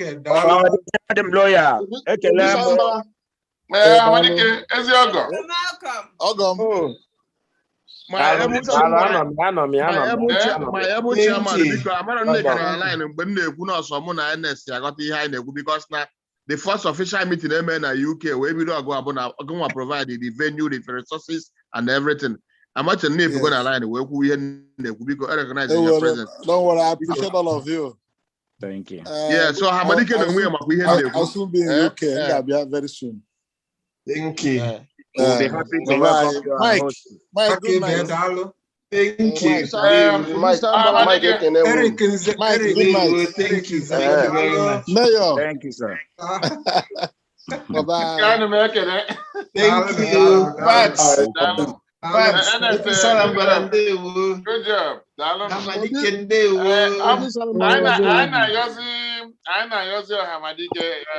able senator. Upon a win is here November 6th. Now I am in tour of Diaspora. Western Ireland came. Okay, I able to reestablish your strength in Diaspora Abga. Because we need all of you. You are very much interested. Oh, yeah, that is the next project in the US.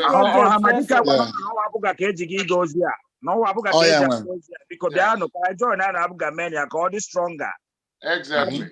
Abuga permanent office in Abuja, the only political party with a permanent office in the whole of the nation. That means Abuga has come to stay. And Madike did his best, and he became a senator of Federal Republic of Nigeria, and he's still waxing strong in Abuga, and he wants Abuga to grow. So we appreciate that. And I've been a member for 19 years. Yes. Wow. Yes, Abuga believe in the language of absoluteness, because absoluteness is our virtue.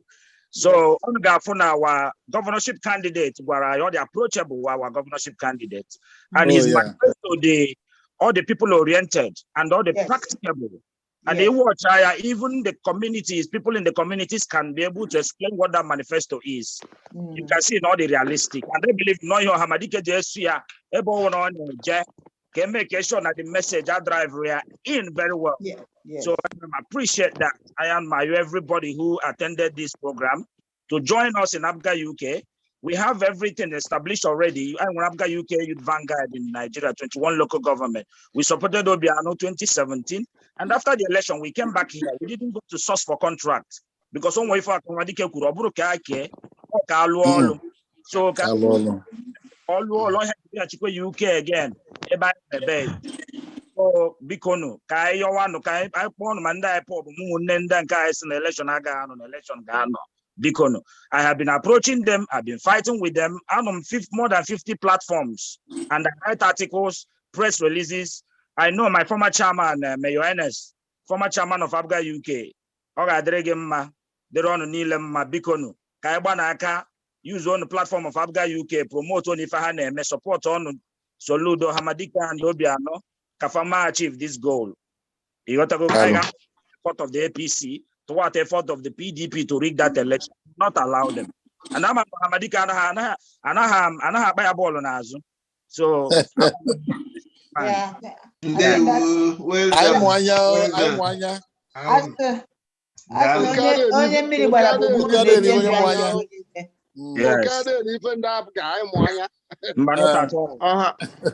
n'ike. Ọhamadike mmadụ refu na forum a na-agba Ọhamadike ma nwe mana m ihe na-agbaba gị bụ mathematician ama na ịma math.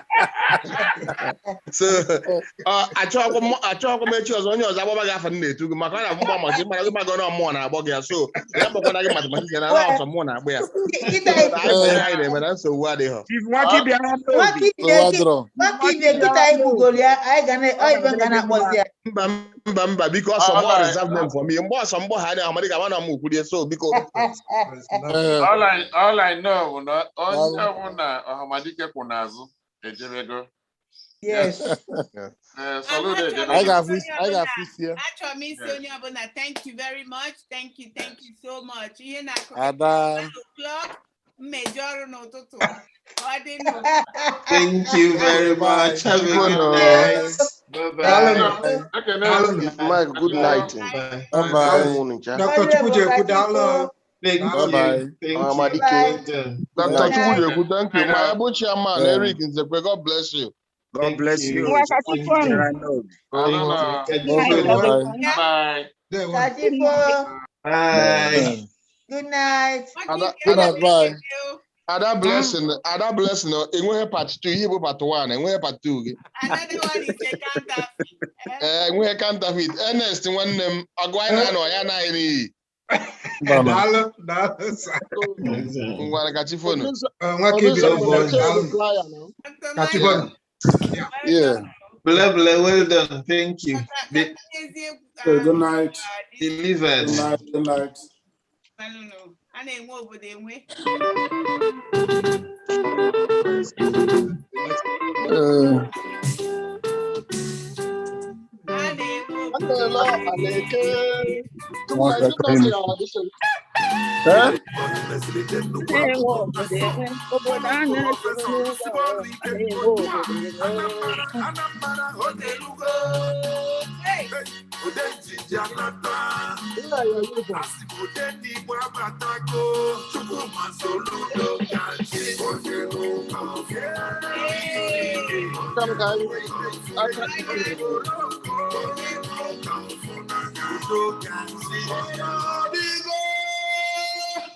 Ụmụ Anambra solution abịagwo ụzọ anyị ga-esi abịagwo solution abịagwo naanị Anambra atụkwa nyana ya ọkwa ọnya ka a na-atụ anara anyị mkpụsakwa ọkwa ọnya na-ejikwa anyị ewere emi etu a na-eweli etu a Igbo na-egwu aka Anambra bidoro kwawa akwa kwawalere ka ọ dị mma Igbo amaka Anambra nwoke na nwaanyị ma ndị eze nwoke ma eze nwaanyị bidoro kwawa akwa welilitowe gbere ma ya nwoke kere ụwa ka onye anyị solution ka anyị na ya Chukwu solution zapụtago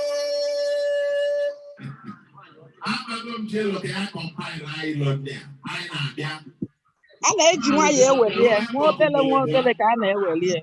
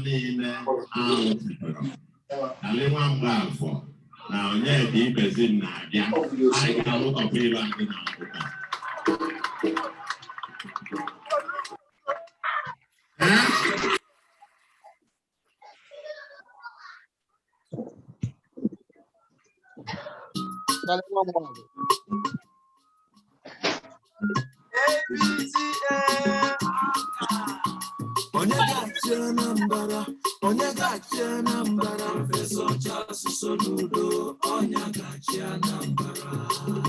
Anambra, Professor CC Soludo, Anambra.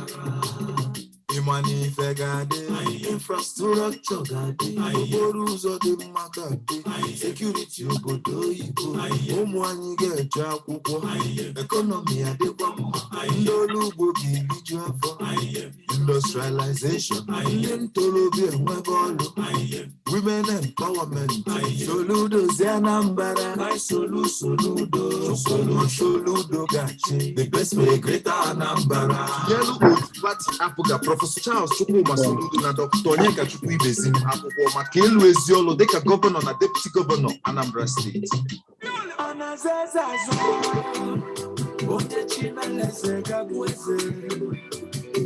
Come on, Chris, I'll log out.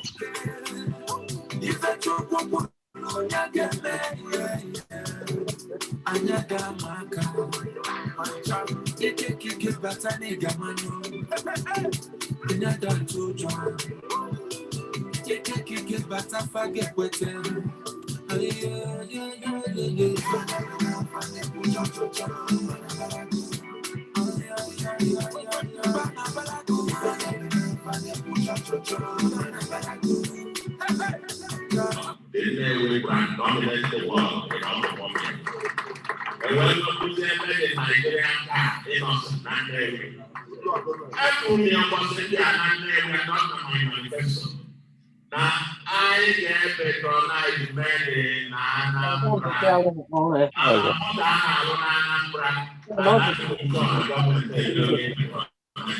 And I can make a good official value for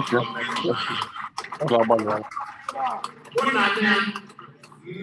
way down manifesto about only the bridge around Napoga, and we got the history from San Louis on level people, which is financial efficiency. And no one has only the first leader of Africa, the second of Oboga, Anambra,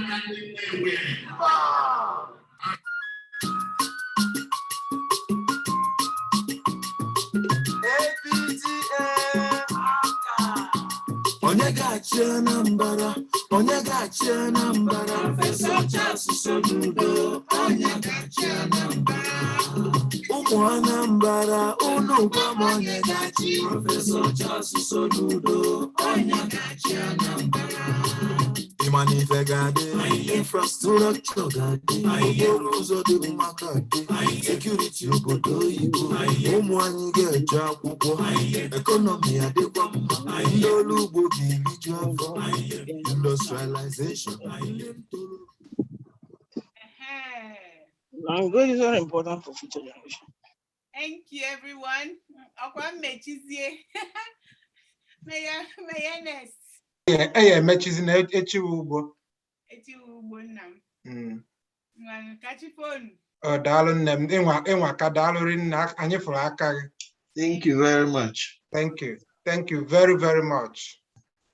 Kachi phone. Kachi phone. From California, Los Angeles. I'm not when Los Angeles not here. Am I the only one representing them? Oh. Is that Dr. Scholastica? You know, yeah. It's for my book is very important. We need all to have it. Wonderful. What is the title? Ethical leadership. Yes, on Amazon. Yes. Okay. Ethical leadership in healthcare and other industries. All right. Okay. I want all the leaders to read it. Okay.